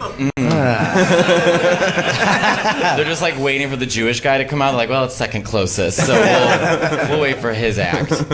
So how many shows have you done? 1, 2, 3, 4, 5. I've done like 6 shows so already. Far. Yeah, and then once it starts, maybe 7. Once it starts today, it's gonna be like 2 a night. Oh wow! It's gonna be a bunch of shows, and I'm doing a gala. I have no idea. I think I'm gonna talk about cats. we're doing this TV gala, and every comic's like, got it, and then none of us are prepared. So I'm like scrambling to think of a joke I want to talk about. I'm like, I think I'll just talk about cats. Well, I hate to go out on a limb, but are you a fan of musical theater? I'm actually not. Oh, I've only seen 2 musicals my whole life. One of them was Don't they Cats. suck, musicals? They're horrible. They fucking stink. Well, I don't understand the way that the musicals, the way they sing bothers me so much. And I sing, but like they always cut themselves off and talk during their singing, and they're so nasally. So like a musical today is like, well, I'm going to the store. I'm like, no one's embarrassed about this, right? You know, and Cats, I went and saw. First of all, I saw Cats. I didn't mean to go, but they tweeted at me. They're like, Mateo, come see Cats. It'll be a perfect night. Perfect night. Oh, that's fun. I know. It's cute. That's cute. That would have got me. And you know what's humiliating is to respond to them. I had to click follow on Cats. And then they were like, it's gay night at Cats. We want you to come. And I was like, every night is gay night at Cats. I was about to say. It was horrible. You know, like their adult and cat outfits. They look like they all have Hep C. I mean, no one looks like they're cats. And just there's no. Have you seen Cats before? I've seen it. No. There's no story. I've seen it twice. 20 minutes go by and they're still singing about what kind of cat they are. I'm like, get to the. I mix it with Rent and give them feline AIDS. Like, there's no, what is this story? You aren't interested in meeting magical Mr. Mistopheles? No, I'm like, I've seen so many drag shows that these cats had nothing. So have I in my house.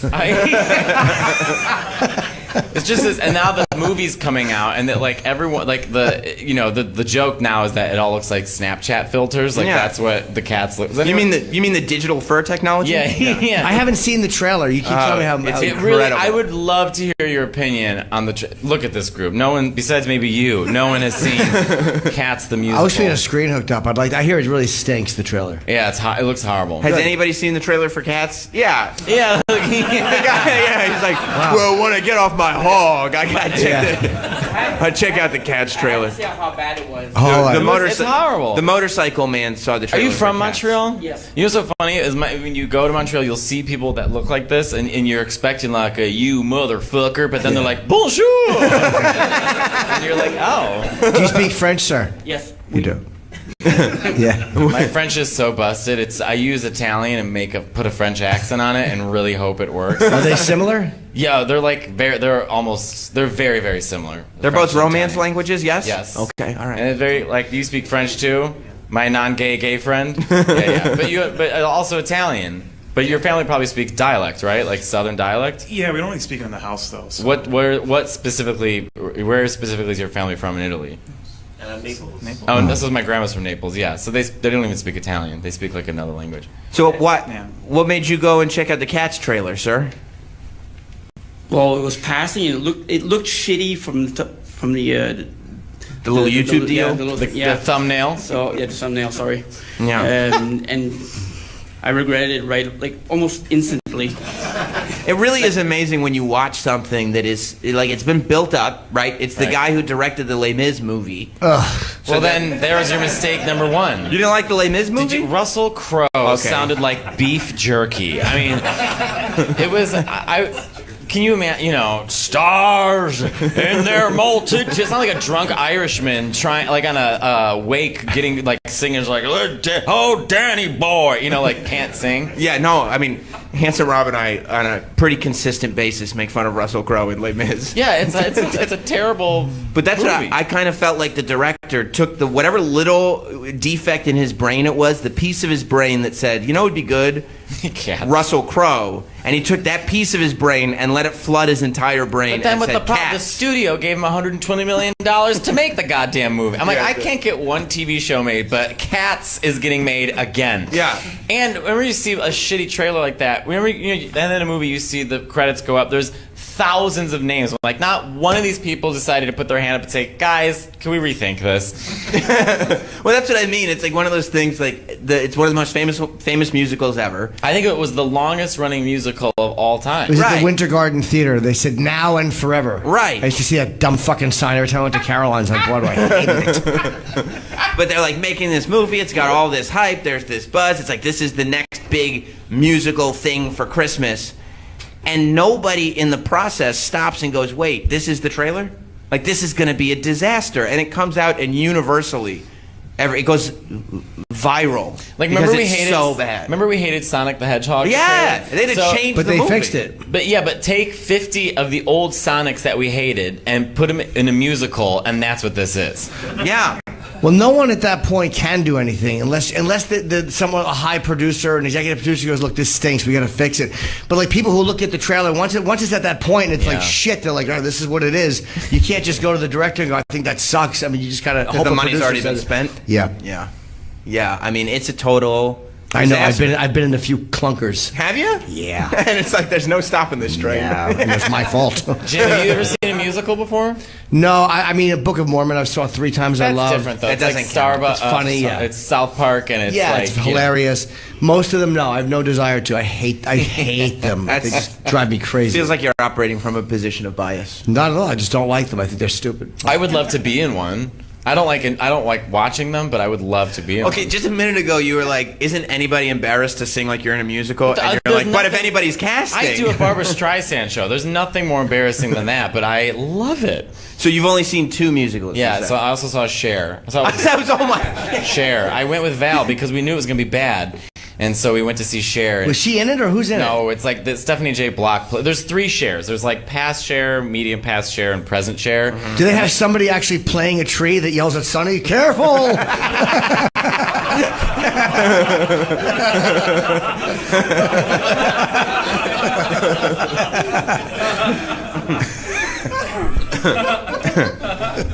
But I would love it. Why would... Just a guy in a tree outfit. Can you imagine? Yeah, with a little face. Can you imagine the rehearsal? You know, he's like, because the tree has one line. Careful! The director's like, and action. And he's like, careful, stop! I'm not feeling a tree. You know, it's so funny. The Cher musical is as if Waiting for Guffman was Cher. I mean, that's it's awesome. so bad. It's bad. It's bad. It's bad. It's Do really they bad. sing like Cher? Yeah, they all have the Cher voice, and all the Chers interact, which makes her look like she's just like got multiple personality disorder. Mm-hmm. Oh no! It was so bad, but the woman behind us must have been like from the middle of Ohio, like she was really into it. Because at one point, I mean, they're just speeding through Cher's life. Instead of focusing on one moment in Cher's life, they just did her whole life, and Cher's had a long life. Yeah. So, you know, at this one scene, Sonny was yelling at Cher, and he's like, "Cher, if you leave me, America will hate you forever." And the woman behind me, no joke, goes, I was like, come on. But it's a weird thing. Like, people are legitimately obsessed with Cher. Well, I love Cher. Cher herself, I love, but not enough to get lost in the music. Well, I don't think she. Well, the music. Cher's had a very interesting career. It's not like Madonna, where it was like hit after hit after hit after. Cher was like popular, then they were losers again. Then she was popular, then she was losers again. I mean, she really kind of comes in and out. I see. But she has an attitude where it's like, I don't give a shit, you know. And so, you know, she doesn't lie about her plastic. She's what you want a diva to be. Right. She doesn't lie about anything. She's not. She's like, I hate getting old. You know, Madonna, who looks like Jigsaw, is just like, I haven't done anything at all, you know? Madonna is so cuckoo bananas, and I love her, but she really has this mentality of like, I fit into my daughter's jeggings. You know, it's like, girl, I don't know what, like this Madam, like I truly love Madonna. I think she's very intelligent, but like this last album is really wings. You know, it's like, girl, I don't know what, like this Madam, like I truly love Madonna. I think she's very intelligent, but like this last album is really where you're like, oh, this all feels like a big mistake. Why is it bad? It was called Madam X, and she had a patch, and it just seemed like. By the way, was sloppy you can now together. listen to Madam X Radio on Sirius XM. Go What? on, Mateo. What? Ooh. That's a thing? Yeah, it is. Madonna has her own channel? I think it's a temporary Temporary channel. There is. I would think so. Madonna, yeah. I don't know if this audience cares about hearing about Madonna, but. Well, if you're I have trashing her, I thoughts. think. Sure. Here's the I'm thing not about If we were trashing raving her. about how great she is, they'd probably hate us. But The thing Yeah, about that's this true. audience is, if you're trashing something, they're at least half fine on with it. board. Yeah. I'm not trying to trash Madonna. I like Madonna. I just think that like she's made some interesting choices. Instead of evolving, I think into like I don't know. There's so many venues that she could go. It seems like she's devolving. Like she's really trying to hold on to like this provocateur, and I feel like the way she provoked America in the past is not the way she's going to do it in the future. She has to change she has to mature on some level. She's running around in a thong and an eye patch, trying to be a young, sexy girl with torn slacks. And I don't care about like if she's older and she wants to dress that way, fine. But then with the surgeries and then the this, it feels like we're all accepting this denial. So you like Madonna, but her lie where it's like, oh, me and my daughter, are we mother and daughter, or are we sisters? Nobody's getting confused. Exactly. She has a Dodgers hat and a vaginal mesh.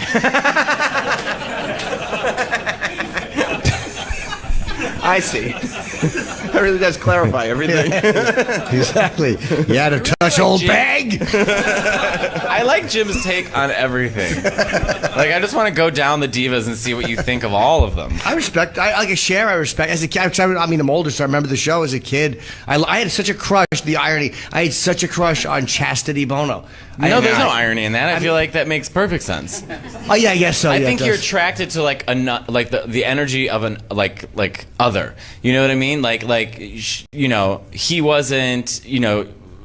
Like even like being gay, like right, like as a kid, you could just tell I was like another type of energy. I wasn't like the rest of the kids. It was just another. It was like the other, you know. And then as I got older, I realized I was gay, and I was like, oh, this is where I belong. But maybe you were just there was something about the energy he gave off as a kid where you were like, I don't know, you were not attracted. You couldn't to sense it. I just remember just being really cute. I mean, everyone loved Chastity Bono in the 70s. Stop trying to justify. No, but he was cute. He was a cute kid. He came out, you know, he was dressed up in the clothes and stuff like that. But hey, what do you think? We were talking about this yesterday. What do you think of Mayor de Blasio and Elizabeth Warren now that they're running for president, adding their pronouns into their Twitter profiles? That's good stuff. I approve. Bill de Blasio's Twitter profile says he, him, his, and Elizabeth Warren says she, hers. Whatever. I feel like they're just trying to be, you know, I think they're trying to show that they're evolving with the culture and that the culture is moving a certain way and that they're trying to show that they're progressive.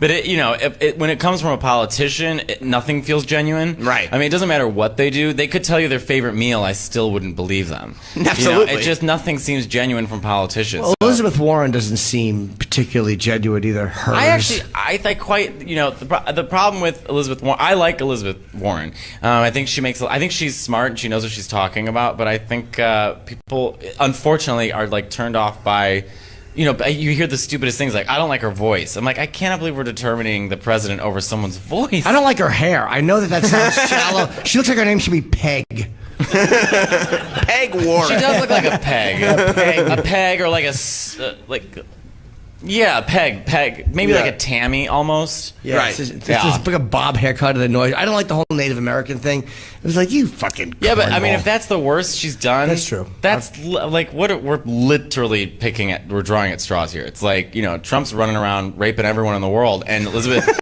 Warren was like, you know, said she was Native American. We're like, she can't be president. Yeah. It's like, all right, we have got to calm down. Yeah, I don't know why I find it irritating. I just find her annoying. But you know, well, I think when like, you know, we can all like know, we all know politicians are full of shit. Hey, but when I know, whoa, edgy stance, huh? But when it's that in your face, where it's like she said she was Native American and she isn't, that's not a bigger concept. That's something we can all tangibly go, okay, you said you were that and you're not. We can all jump on that. And then what? Then she was like, okay, sorry, I made a mistake. Now what? A politician is okay if they make you go, what? But it's bad if they make you go, ugh. Yeah. There's a weird thing, like Mike Dukakis in that fucking tank photo made you go, oh. What was it? Howard Dean? Was that him? Oh, yeah.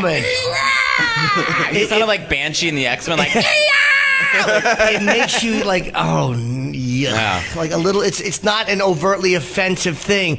It's something that hits that little douche part of you where you're like, oh, I can't look at it. Because everyone wants to feel, you know, we're all in middle school still. We've never left it. We all still you know, we're all hate nerds in some aspect of like, ew, he did something not cool, can't be associated. Like, grow up. We also want to believe that politicians are somehow better than us or more suitable for the job than us. Well, I think they got away with that lie for years, right. And now with like the amount of exposure, people are like, oh, they're just a bunch of idiots. Right. Although I do think that having those moments, that Dukakis moment, that Howard Dean moment, because of like Trump's presidency, you need 100 of them before you can really get canceled out. We don't want a politician doing something that we would humiliate ourselves. Like Trump saying I would grab a pussy. Every guy's like, oh yeah, I can see myself doing that. But like, oh, I'd like to put the hat on and sit in the tank. It's like, yeah, I can see myself doing that too. And it's humiliating. If you see them doing something that would humiliate you, like if I won a primary, I'd probably be like, you're gonna go! Like, shut up, asshole. Like I would do those things. Yeah, like no semblance of you've been there before. None. Yeah, I think a politician's job. I mean, it's a weird. I can't imagine getting into that line of work, and it just seems so soulless. Yeah, soulless in a weird way. I mean, some people, I don't know. There's some politicians I guess I like, but it just at this point I've just turned off my TV. Do you guys hate them as much here as we do? Yes. You do, right? But your president or your prime minister is hot as fuck. Yeah. He's so hot. What do you guys think? What do you think, Italian brothers? Yeah, you guys think that Trudeau is a hottie? Yeah, there you go. You like Trudeau. He's too good looking and tall. He's stupid looking and tall? No, too good looking and tall. Oh, too good looking and tall. Is yeah, he I tall? wish I could say the same about our president. You don't think he's a good looking guy? I think he's one of the ugliest people I've ever seen in my entire life. He's got a good body, though. Yeah, if a fist is a good body, then good for you. It's a good seat. Yeah. We'll be back with more Best of Jim Norm. We'll be back with We'll be back with more. Ian Fidance just walked in, and I'm really glad that you're here, Ian. Yeah. Because Jim is in Montreal. Yes. Hi, He's Ian. joined us here. Ian doesn't have his headphones on yet. There he is. Hi, Jim. Hey, buddy. Now, Hey. Ian, we're starting a brand new staple segment on Jim Norton and Sam Roberts, and I'd like so for you to be our excited. first celebrity participant. Participant, yes. Oh, my God. I'm so honored. The segment is called Rate. The segment is called Rate the Pant. I can't say pant. Rate the mixed pant. company. You're gonna I'm have so to embarrassed. Can you enunciate that first word? The segment is called Rate the Pant. All right. I thought it was something else. No. Sounds like you said rape the pant. No, I know. I apologize. I was getting very excited. I apologize. The segment is called Rate the Pant. Okay. And what I'd like you to do is turn to your left. And I want you to know something today. And I didn't find this out till commercial break because obviously he didn't inform any of us. We had to wait until social media. Jim Norton showed up to do the show in Montreal. Unironically, he made we did an hour plus to start the show. Made no mention of the pant that he had chosen. And this is how he showed up. This is what Jim Norton is currently wearing, unironically, in Montreal.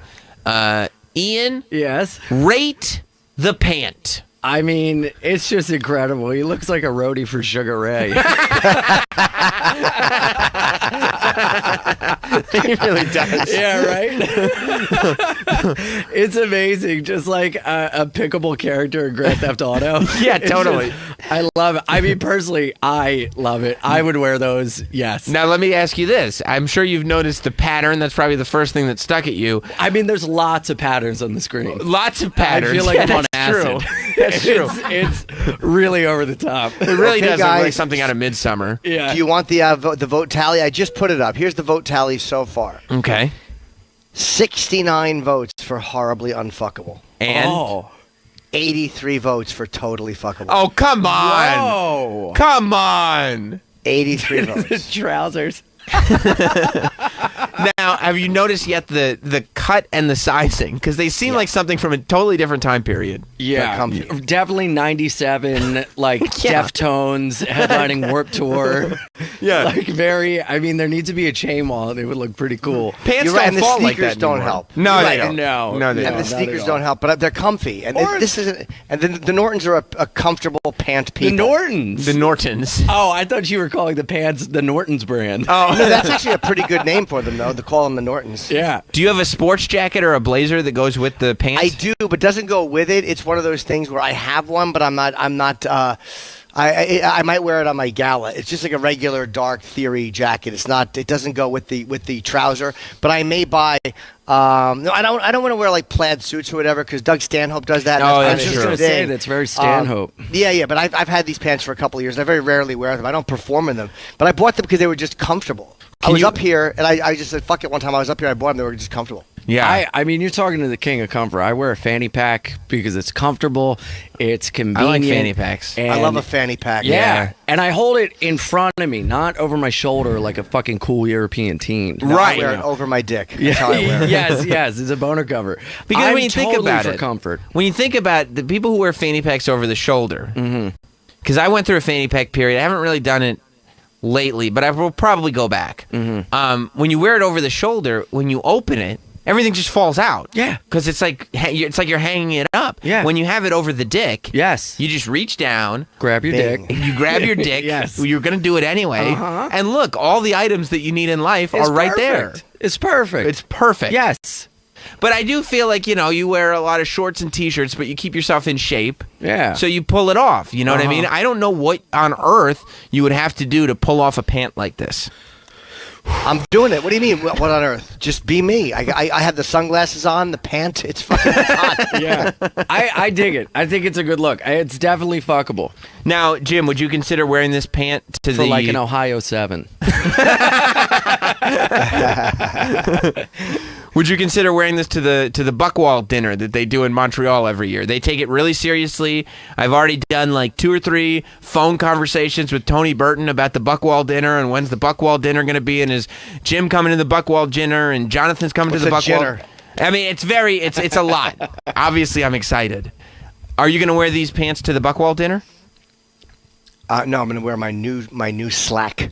Oh, you're going to have a new slack by then. Can we see what that looks like? I haven't bought it yet, but I'll go out and buy it. And this is not going to be my thing, but again, I need a new pair of pants anyway, like just for comfort. Right. Why don't you get one of those like super tight plaid pants that have like the suspenders and stuff coming down? Very punk rock. Right, yes. and just like a patch on the knee that says "God Save the Queen." Yes. No, because the pants are. But you bought it at Forever 21 for comfort. Not for tight. I don't want a tight slack. So for you, Jim, you're a function over fashion guy. Yes, unless it's sexually that I'm horribly dysfunctional. I see. Okay. Can I make a suggestion to make the pants good? Okay. Yeah, but it would be the pant because we're just talking about the one. And this is just going with what Jim's wearing. Yes, of course. So the pants need to get hemmed. They need to be. No, they're already hemmed. But they're too long. They fall perfectly. A little bit. They drape and they blouse over the shoes so perfectly. I mean, I do think if you took them to a tailor to get them hemmed and then left them there, they would be really good pants. They would be.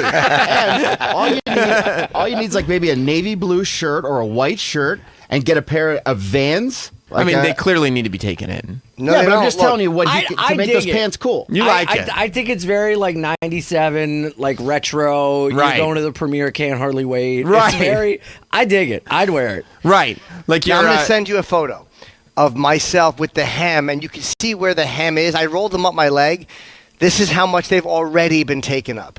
Like when you ask this gentleman who's wearing these pants, who is the future of Hollywood, he's going to tell you Skeet Ulrich. Scream got snubbed at the Oscars. Yeah, exactly. It's like Skeet Ulrich is the future. Skeet Ulrich. Clearly. I'm sending it to Teft. I'm sending a picture of the hem. I rolled them up, and you can see that they're. I didn't really mean to make these pants a huge deal. I mean, like when you ask this guy in those pants, what band do you think has the most potential for stardom? He's going to say the Verve Pipe. Yes. Yeah. With Lit as a runner-up. I mean, these are perfect pants for being in charge of the Matthew Lillard fan club. Matthew Lillard. I can't wait to see him in person, Jim. We joke, but I think they look tremendous. Thank you very much. Yeah, I like them. I think they look phenomenal, and obviously the people have spoken. Daddy's going to grab a new slack. That's what I'm going to do after. You got to give Jim some props for switching it up. Yeah, exactly. But I've had these again for 2 years. I just don't wear them. Where did you buy them?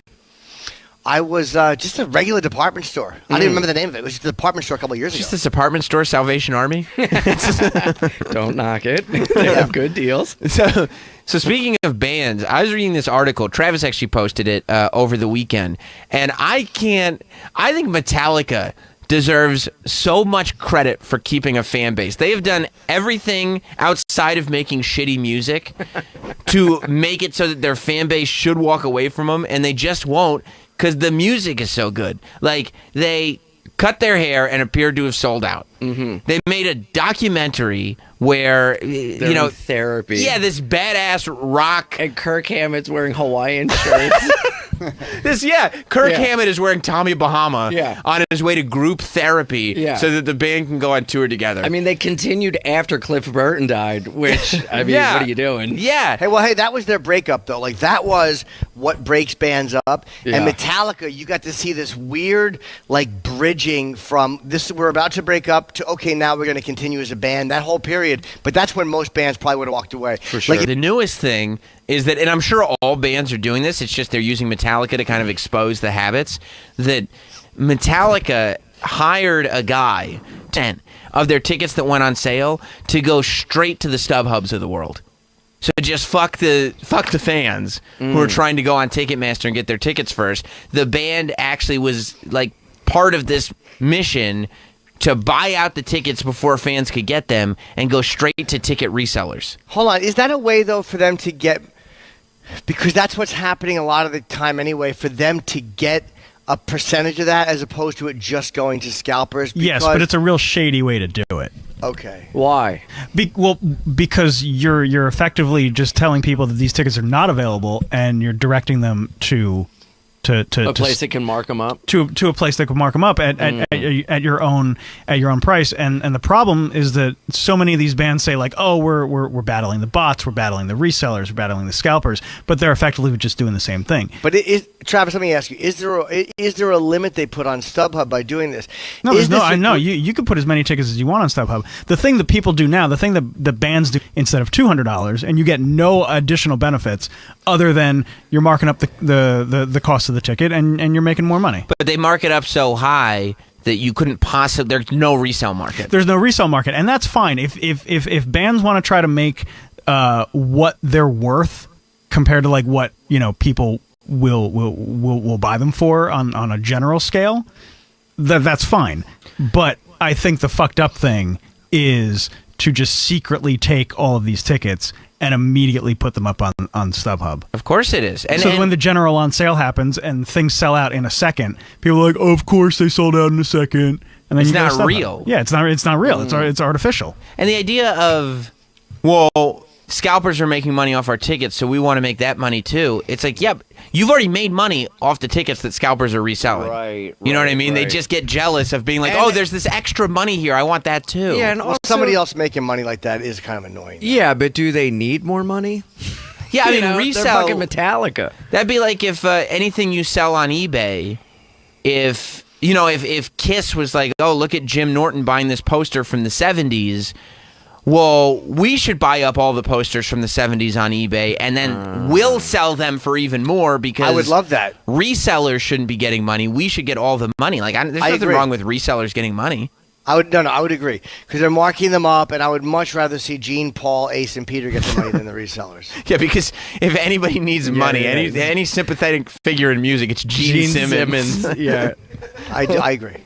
I copyrighted the money bag symbol. I'm a Gene guy, as you know. No, I don't like it. I don't mind. Like, why not let resellers make some money? Speaking of that, fucking dirtbags are resellers, man. They jack it way too high. They fucking just stand there and gobble all the tickets up. They're cunts. I don't mind the bands doing it because the resellers they do it in an unfair way. They're not just making some extra money doing a business. They purposely snatch up good tickets before anybody can get to them. It's gross.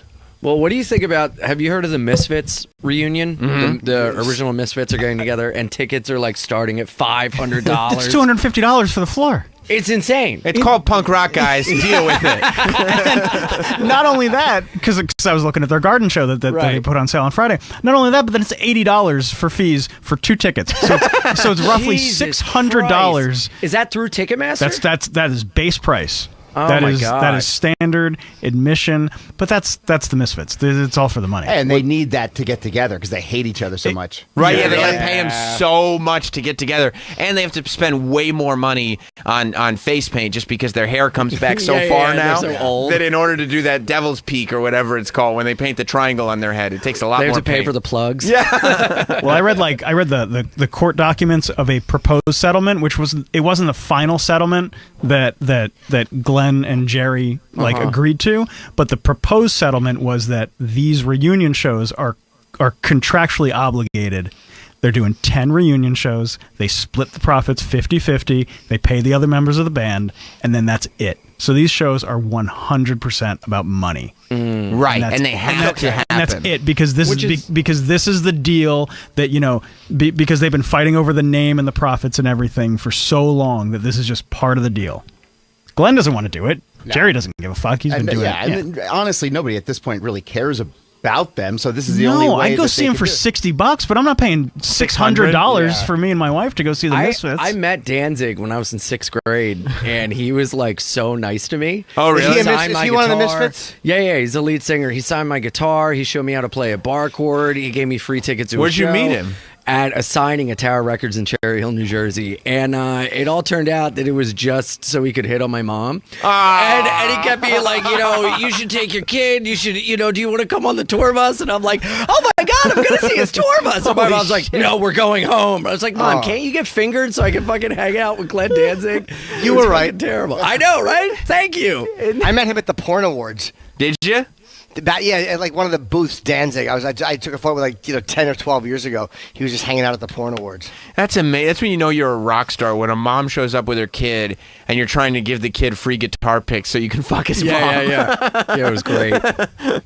But I mean, realistically, if your story was, and then my mom went on the tour bus and had sex with Danzig, right? Is that a bad story, or are you happy about that? I mean, at this point in your life, I was feel just looking for a dad. It would have been great, Stepdad Glenn. It would have been fantastic. I think you were right, Ian. I think your mom was selfish there, and I think that she absolutely should have went and drained a load. Yeah.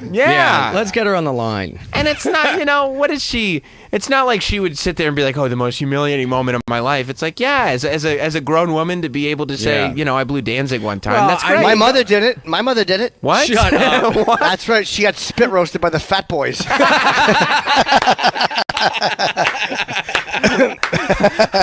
Little Jimmy, have I ever told you about the time I was spit roasted by the Fat? Oh, I waited outside the bus. I knew what she was doing. There's 3 of them. My mom actually has helped out my comedy career. She did anal with hamburger, so I could open for her. Hamburger! Thanks, Mom. Yeah. Your mother sure cares about your education, boy. So I don't want to tell you. I don't want to tell you who my mom fucked for Laker tickets, but she's lost a lot of weight.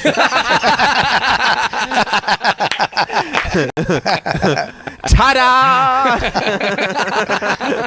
Abracadabra, you got AIDS. How are ticket sales for the Misfit show? Are people actually spending the? People are buying them. Yeah, I know people are fanatic about the Misfits, and those floor seats aren't even the cheapest ones. I mean, it's $300 to sit, just to have a seat at the Garden. And who wants to stand in front of in front of a seat at a punk show? Man, that would be so cool if they played small venues. It'd be If great. it was like 10 small venues. And you could get seats would be like right $6,500. Yeah, you know. Right. I know. Yeah, this isn't the place to see the Misfits. What, Madison I Square know, Garden? Madison No, that's the Square only Garden. places they're playing. The They home played of- the Prudential Center last year. The home of punk rock. Yep. MSG. Will they sell? Will they sell? I'm sure. Completely, it'll sell Yeah. out. Yeah, People- Prudential Center sold out last year. I mean, let's be honest. There are a lot of people that are just going to go to buy the T-shirts. Yeah, and You know? it's a big deal. Yeah, it's a huge deal. I mean, they're one of the most influential punk Absolutely. bands ever. You know what I mean? And they're years White and Wedding? years of feuding. No. But I mean, it's not even all of them. Like, it's not like a real. Well, it's the two main guys. You can go see Glenn sing Doyle. Misfit songs. Doyle's he's kind of a staple, and the drummer from Slayer, Dave Lombardo. Have you heard Doyle's actual band, Doyle? They're all terrible. They're so bad. Jerry, so fucking bad. Jerry only had a band called Christ the Conqueror. How was that? Terrible. Okay. Danzig, first 3 Danzig records are really good, And then I don't know what happened. Sometimes He you just wrote a get great magic song in a for bottle. Johnny Cash. Yeah. Sorry. What song was it? 13. Oh, no way. I'll have to check it out. You ever heard that? I don't know if I have. I'm sure I have. I mean, I've listened to quite a bit of Johnny Cash in my time. But this was written by Danzig? I believe he wrote 13 for Johnny Cash. Yeah. Huh. Yeah, I mean, sometimes with these bands, you hit lightning in a bottle, and there's nothing, you know what I mean? It's not like you can just go and do something else, unless you're Dave Grohl. Everything Dave Grohl touches is fantastic. Did you hear about that fake Glenn Danzig Facebook status update? No. Somebody poses Glenn Danzig, and they made his, and everyone believed it. I believed it too, and it said, "I was hacked. Anything that was posted in the last month was not me. I don't smoke weed, I don't eat hot dogs, and I definitely don't eat my own cum.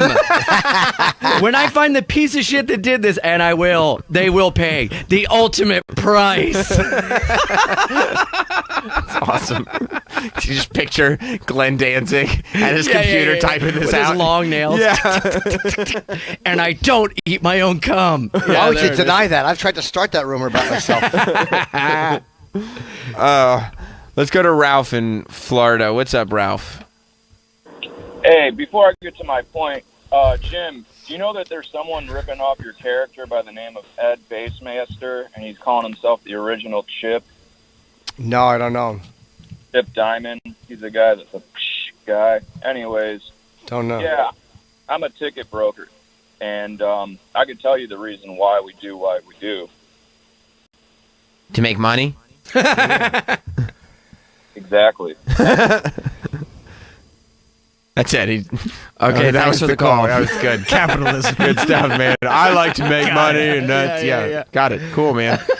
Probably sounded like really good. Like none of us would know the answer. Yeah, like we'd sit yeah. here like just volleying about. You don't say. What's he gonna say? Is it for the love of the music? Yeah. Well, I can tell you why we sell tickets more than we pay for them.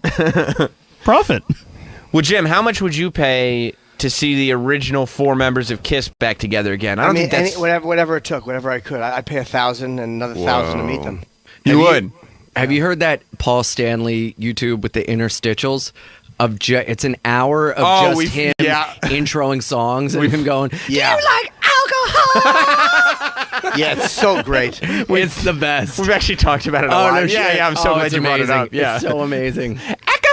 Yeah. Where the little girls at? I know it's so hot. You need something to cool you off. There's got to be some people here that like to drink tequila. Yeah. Yeah, it's awesome. So you'd pay the $1,000 and like wait online for the meet and greet?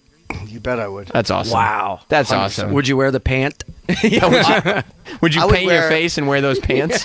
I'd paint my face all 4. Like I would put the whiskers and fucking Paul Stanley's and then jeans and then Ace, everything. I would honor all 4 of them. Nice. Would you do it in quarters on your face, or would you just get elements of all of each one? I Like- think in quarters. I forget. I've seen people do it. You get like whiskers, but then It looks also stupid, demon on the top, but then also Mm. like a lightning bolt. There you go. It's perfect. I like it. Yeah. I would definitely do it. $1,000 you'd pay. Well, I mean, if that it's Kiss. One of my favorite bands all time, Operation Ivy. If they got back together, I have no money, but I would theoretically pay $1,000 to see them in like see- a small, fun venue. And would you do a meet and greet? Yeah. Or you don't care like that? Yeah, I mean, it'd be great to meet them, but I don't know what I'd say. I'd just be like, your music's important to me. I love you guys. Yeah. I love you guys. And then that's it, you know? Yeah, you really don't know what to say. I mean, I meet my favorite musicians, and I'm just like, will you sign my arm? Yeah. Yeah, I went to a ska concert the other night, and I saw these bands that got back together I hadn't seen since, 2000. I listened to them all the time, and I totally fangirled out when I met the lead singer. I was like, you guys played an important role in my life. And he's like, okay, thank What you. band was it? This band called Spring Heel Jack USA. Oh, good. That and, sounds. and the Pilfers. Yeah, Spring Heel Jack USA doesn't sound like they'd be a ska band. I know. Yeah. Did we talk to you last time you were here about De Blasio? No. What about? Oh, he's into ska. Are you? Well, now he I gotta says he vote is. for him. Are you a You De know. Blasio fan? I hate him so much. You do? I tweet at him and tag him on Instagram all the time for how much of a fuckhead he is. Even after this, listen to this. I love ska. I mean, come on. How could that's as authentic as it gets? I know. I feel like I have to vote for him because of that, but I feel like he's a fucking faker. That interview might have been my favorite thing ever. He goes like, "Well, I like reggae, and I like Bob Marley." Yeah, it's like, okay, yeah, dude, you're going we real get it. deep. You have a black wife. Yeah. And then he's like, "I like punk," and the lady's like, "What about ska?" I love ska. I love the Clash. You motherfucker. Yeah. I believe I have a lot of. What did he say? A lot of great things on my. He listed like a lot of. What did he say? His verbiage was right. I think we're trying to pull it up right now. That maybe if we can find the video, the longer form. There it is. Scroll down a little bit. The dance move in ska is called skanking. Right. And We I were would talking love about to that. see De Blasio skank. Skank? Yeah. If he's a real ska fan, he'd know Skank and Pickle, Mustard Plug, Spring Heel Jack USA, Right. Catch 22, the Pie Tasters. We were actually. I did say that before you came in. I Yeah. literally said that Jim looks like he'd be on stage with the skanking pickles in those pants. Yes, Yeah. that's amazing. I didn't know what that meant. Yeah, not many Now I people get do. Yeah. No, if you went to school around that time, like there was a moment where ska was popular. Oh my God, yeah, You Real know? Big Fish like broke it open, And the Boss Tones, Mighty Mighty Boss yeah, Tones. Yeah. and Safe Ferris, remember them? Of course. Yeah. So this is we played this a month or two ago when it actually happened, but this is De Blasio. You can hear, especially when they go, you know, what album of the Clash do you like? And he goes super deep, and you go, oh, he must be a real fan of the Clash because I don't know if I know that album. Let's see it. Something very important, I would say. I would say the important stuff coming up now. Candidate mixtape. We like to talk music whenever we can. So what's on your playlist? What's your favorite band? My favorite band is The Clash. Oh. You haven't heard that one yet. Oh, that's very cool. Yes. And so what are your top songs that you like to listen to? Oh, so many. Pause. Pause before. Oh. So many. So many. Jim, do you think that like okay, Jim, your favorite band is Kiss? Black Sabbath. Okay, Black Sabbath. What are some of your favorite Black Sabbath songs? War Pigs. Paranoid. Iron Man. Those are the three classics. So many. Where do I? So many. My brain is thinking. I have to say, can you imagine if if we're talking about Black Sabbath, right? And I had to take a couple minutes to pause. So many. Let me think. Paranoid. And it's like, I would say, do you want them by year or by album? Right. Also, The Clash is a band that was very like subversive and against like political ideologies, you know, and like probably against everything he stands for. It's almost as good as when what's his name? Who was Paul Ryan? Paul Ryan said his favorite band was Rage Against the Machine.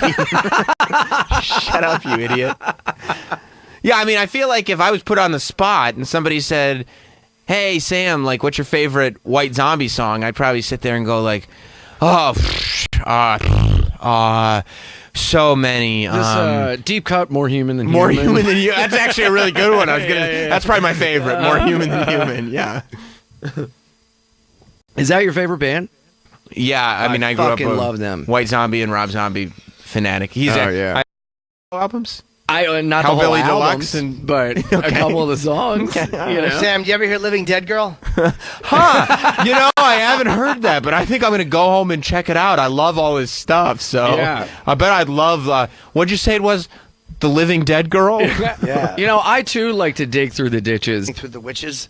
Come on, he's singing a song about the Munsters car. That's a good lyric. Oh, is it about the Dracula Munsters? is the Munsters car. The grandfather Munster looks like Ted Cruz. Yes, he really does. Now, Jim, would you like to hear how our honorable Mayor Bill de Blasio handles the Clash question? I'm a big de Blasio guy, yes. Now, I'd say for The Clash, when I think about London Calling, that whole album, beautiful album. Beautiful. There's many good hits on that one. Oh, shit in your hand, you fucking asshole. Many good hits on that one. Yeah. Hey, Many good hits. Jim, of all the Sabbath albums, which one would you say, like, the most good hits on that one? Which would you say is the most beautiful? Beautiful album. Beautiful album. What a fucking jerk off. You know when you could tell somebody that's a real Clash fanatic is when he points out which album had the most hits. Yeah. The Clash was all about the hits, weren't they? Yeah, But I love reggae.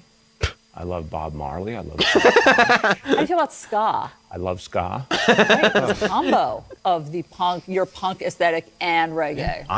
Allison, She knows I what didn't she's talking know. about. I didn't know you had all this too. Yes. He's panicking right now. He's like, oh my God, how much does this woman know about ska? I am not prepared for any ska follow-ups. Yeah, name your favorite 8 ska songs. Oh, there are many hits, many good hits. Many good hits. A lot of beautiful ska albums. Yeah. Many good hits. Is there any like better old man phrasing than many good hits of an album? I love how politics is now like, make every politician like your fun dad. You know what I mean? Like, it's so dumb. Yeah, it is dumb. And it doesn't make them any more votable or relatable. No, if anything, it makes me think this guy's a fucking drip. Yeah. You know? Yeah, when you have to, if you could just say, I got to be honest, ever since I entered politics, I've been out of the music scene entirely. Yeah. Oh, there's something about that guy that he's actually honest and relatable. Like, I kind of like that. When you're just pretending that you have a personal life. Bill Clinton ruined it by playing the sax and being like, I did smoke weed. Yeah. Everybody wants to go, here's an idea. Yeah. What if I went on Arsenio's show and related to the young people? Yeah. Yeah, Bill, it's 2019. There's no Arsenio show. What are you talking about? Yeah, also, you got some explaining to do about Epstein. Well, it's so fucking dumb. Like, everyone was like, Obama's my dad. And then it's like he's doing all these horrible things behind everyone's back. They're like, but he's cool. Like, Do you think Clinton has some explaining to do? A little bit. I took 2 flights on that. Well, the flight logs show 37. I meant 37. 37 flights. Oh, I did not have sexual relations with that underage girl. Yeah. Oh yeah, he's got it's as long as Sam's a big Jeffrey Epstein guy though. No, I'm not. Why do you keep? He has many hits. A lot of his beautiful flights, beautiful flights, catalog. Lots of great hits, many great hits. And they're not letting him out of jail on bail. They're not letting Epstein leave on bail. They're making him stay in the cell. I think they're serious this time. I think they really want to nail him. They have to be. And no one can help him. No one. You think when Trump offered to put up A$AP Rocky's bail, Jeffrey Epstein's little hand went up and went, "Hey." I mean, while you're helping out ASAP, you think maybe a little help over here, Donald? There's a lot of damaging tape of us together. Donald's He's like, unhelpable. You'll stay right where you are. Thank you very much. Even Trump couldn't help him. Trump couldn't help him. No one can help him. And anybody that did help him, it makes you look like a pedophile to help him. Did they fire Acosta? Or is he still around? I think he resigned. Acosta, he stepped down. He resigned. That's right. That's right. He resigned from the position, Yeah, he resigned. Was he labor secretary or something? Something like that. He resigned because he wanted to go into a position where there'd be no more questions. Yeah. I'm looking for a position in life right now where I can not ever talk about any of this stuff, any of this Epstein stuff. Yeah, where I gave this guy a slap on the wrist. Yeah. Yeah, there's all kinds of stories. Do you think that's why Clinton got a blowjob publicly for Monica Lewinsky? So that it would be a smoke screen for him on all these flights with underage girls. Right, let's get distracted by all this. Well, see, hey, you little piggy, come here. Plus, there was no Twitter back then. He didn't see it. He figured everybody would keep secrets. Nobody blabbed back then. Or if they blabbed, it was your word against his. Now he didn't count on that dress. Yeah. When Clinton and Lewinsky was a thing, when that scandal was happening, with them? Well, you'll have to. I'll send you the Wikipedia article. This is Chicago. When that was happening, little tunes for the Troy Man. Couple tunes. What was that? Troy was just playing some hits for himself. Little operator error. Never hurt anybody. Troy's favorite album is a Lowe's commercial. Lots of good hits on that one. Many good hits. Yeah, there's back then people did keep secrets. Oh yeah, like even open secrets. Oh yeah, you know, like Washington knew. Yeah, but it stayed in Washington. Yes. I wonder if people are panicking because it's not like Epstein is all of the secrets, but once Epstein is exposed and his list of friends come out, you can only imagine that everything else is going to start to get exposed. Oh yeah, well, you think Prince Andrew's panicking right now. Randy Andy. Oh, Randy Andy. I thought he was like the lovable prince too, right? See, that's the problem. The people, they thought these guys had like boyish charm. Oh, he's a playboy philanthropist, Randy Andy. Like, they're just going out there and they just like, they're single guys and they just like women. They don't realize that they're taking many, many airplane flights on the Lolita Express to something called Pedophile Island. How old were these girls? Teens. 14. Yeah. The one girl had braces. Looked cute. Yeah, I saw that photo. Her legs. They showed a picture of the girl? Yeah. Well, I think it was one of the accusers who had come forward, and she showed her photo. Jesus Christ. Yeah, it was bad. Look, the name of the plane, literally, it's not like they just named it the Lolita Express to go with this story. That's what they called it? Yes, the whole time. I thought that was like the news slapping fun pun, fun term. It's exactly what you said. I thought it was named by the New York Post. That's the real name of it. It's That's what they called it? It's that open secret thing. I mean, there's all these like Trump, that Trump quote where he's going like, "Oh, Jeffrey Epstein, I'm a good friend of his." This is from years ago. But the Trump quote is like, "Jeffrey Epstein, I'm a good friend of his, and he likes beautiful women, maybe even more than me, some of them very young." Some of them on the younger side. Yeah, on the younger side. I'm sorry, you're right, Jim. But that is a little on the nose with the name. That's like Leonard Skinner flying Swamp Airlines.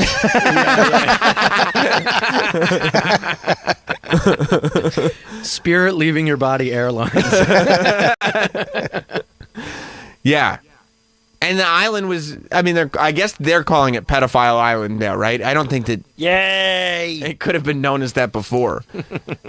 Pedophile Island. Cute name for it. Yeah. Young Hyman Island. Yeah, it's bad. They've got Jeffrey Epstein. They've got R. Kelly. All the people that somehow managed to just be disgusting sickos for years. All the chickens are coming home to roost. Their whole thing was like massages. Who would want massages from these little fingers? Tiny little hands, no power in them. I know. When you go for a massage, you go male or female? Female. But I do male sometimes. What do you think of this story coming out of Canada, where Jim is right now? Jim, in Canada, maybe a little insight on this. Did you hear about the massage story? I did not. So there's a massage parlor, and Ricky Gervais is being called transphobic. Oh, that's right. God. Have you seen him? He's really leaning into it and teasing everybody that's calling him transphobic. But he's being called transphobic because he's making jokes about this. There's a somewhere in Canada, might be Vancouver, but I might be wrong. There's a massage parlor that waxes. And they don't wax male clients. So when a trans woman walked in that had male genitalia, they didn't want to wax the balls. And the Human Rights Commission or whatever Canada has is calling them up on it. And there's all these articles about it. And Ricky made fun of it and advocated that if you don't want to wax balls, you shouldn't have to wax balls. And people are saying that that's transphobic. Well, my thing is this. I don't think they should be... How can you say we don't want to wax certain genitals? Like, how can you have a women's genital-only place? Like, it should just be for anybody who wants to go in there if you're a public place. So I don't think he's transphobic at all. But I do think they should have to do it because you're an open place to the public. I don't know. I think it's good to have, like, quote-unquote safe spaces for people, like a place where women can go and feel comfortable. Because some women get afraid of, men or, they might see a guy. Some people, it's up to them. But if there's, like, a women only or like a men's only, or like if he had been like, hey, is there a guy here that could do it, like same sex, like whenever I get a physical, I'd feel uncomfortable. It was like a female doctor giving it to me. Oh, really? I want it to be a woman. I'm like, go ahead, just jiggle them. Well, I had a hot one and it was like, pinch the head. This is weird. But also, I feel like trans people are becoming incels. You think so? Yeah, where they're How like, so? you owe me this. You should be doing this. I see. You're transphobic for not dating me. Yeah, there is a ridiculous notion of that, yes. Yeah. There's all these things coming out about how, they're doing studies where a lot of the population will not date or be romantically interested in trans people, and they're saying it's because so many people are transphobic. But isn't that just a preference? Maybe. Yeah, it goes down to preference. Yeah. Yeah, but to say well, I'm trans and you should be into me, and because you're not, you're transphobic, is like a weird form of misogyny. It almost sounds like an incel where you're like, you owe me this. Well, yeah, you don't if you're not attracted to somebody, if you're not attracted, it's like saying if you're a woman and you're a lesbian, but you're not fucking men, well, then you're a phobic of men Yeah. or whatever. It's just that that's not your preference. But there are trans girls I've seen interviewed where they're like, and then he wanted to know, like, when he found out I was trans, he didn't want to date. Well, yeah, he didn't want your dick. Like, Yeah. that's not unfair for a guy not to want your dick. That's not trans. Yeah, I mean, at all. It's have not what you women want. accused you of being any kind of phobic, Jim, when you find out that they have vaginas and you won't date them? Yes,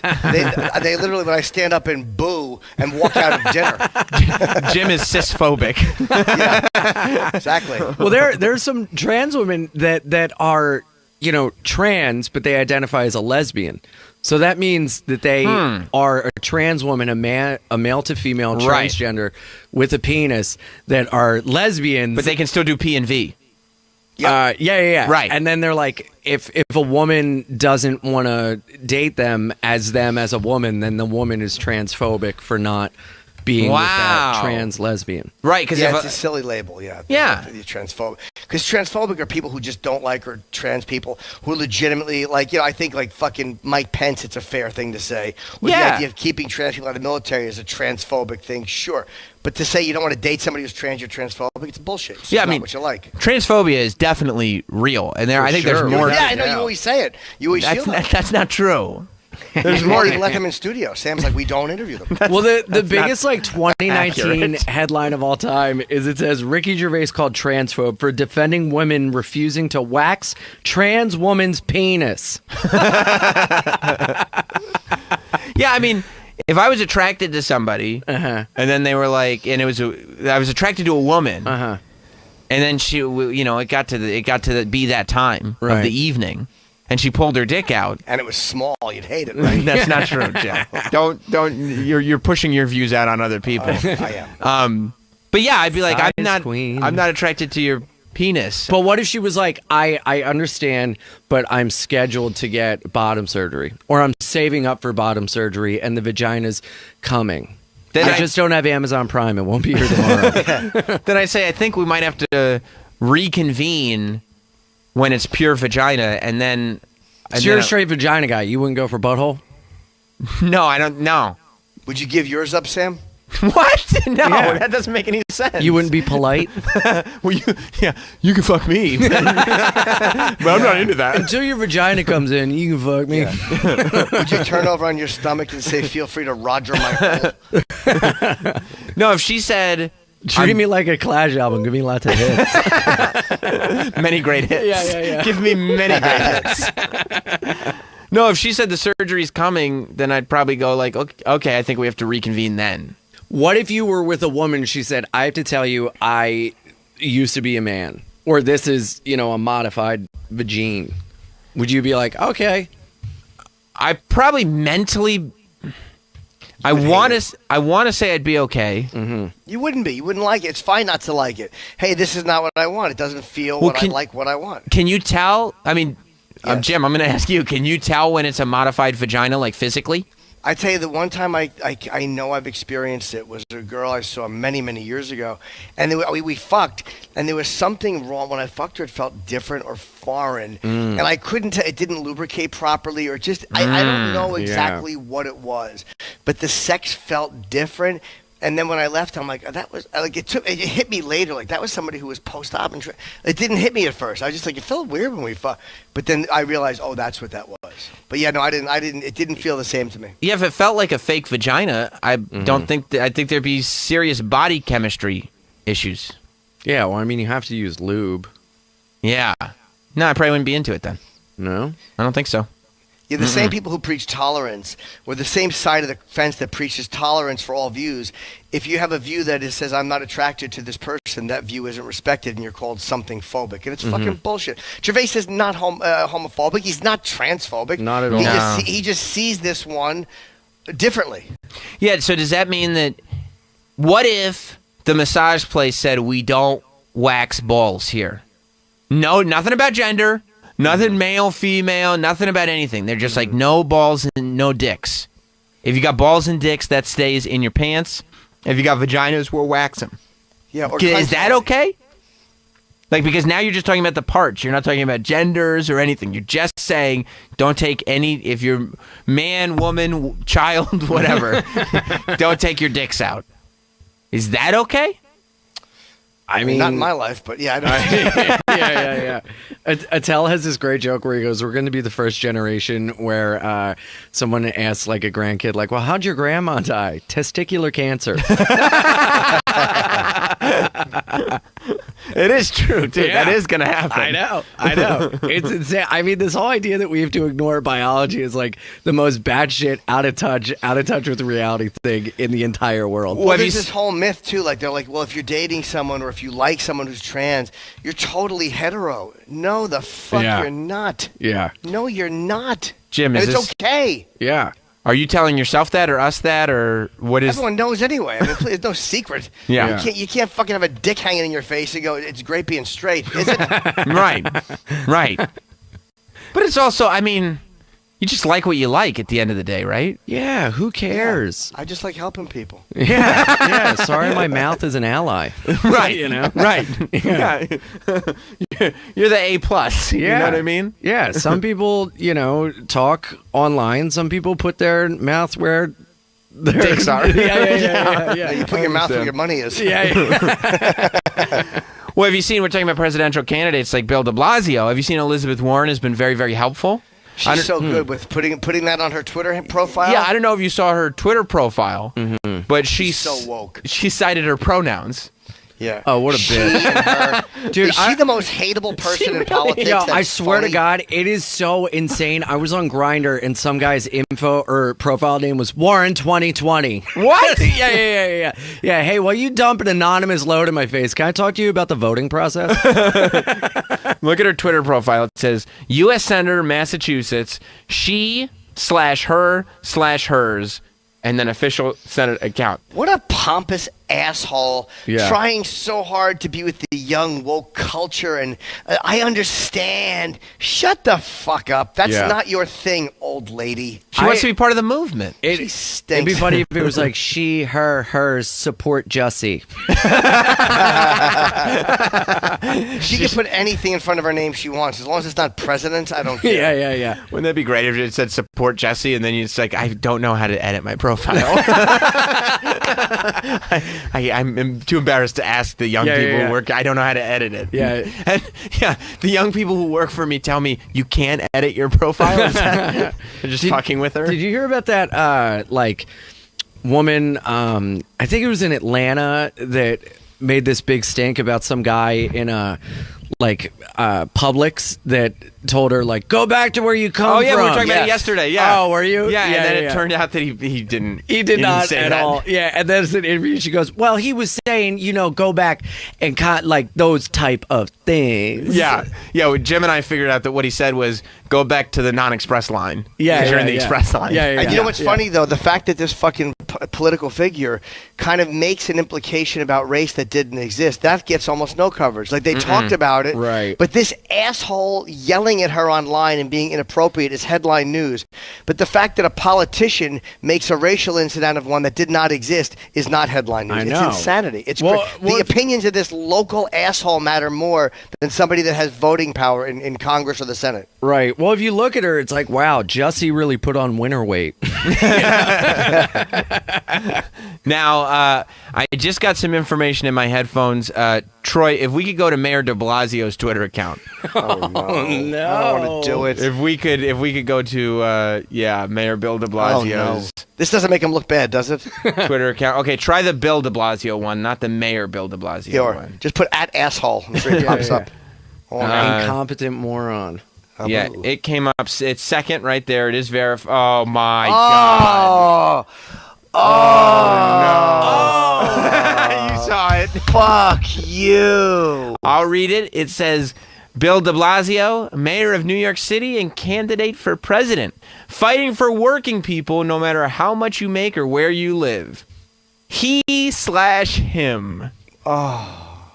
Bill's pronouns are up there for everybody It'd be great to if see. people start calling him she or her, and then he had to be like, "You're misgendering me." Wouldn't that be awesome? Yeah. I wanted to do. Misgender de Blasio. Yeah, misgender. I'm only gonna call him her. Yes. I don't know. Madam Mayor. This has been the best of Jim Norton and Sam Roberts.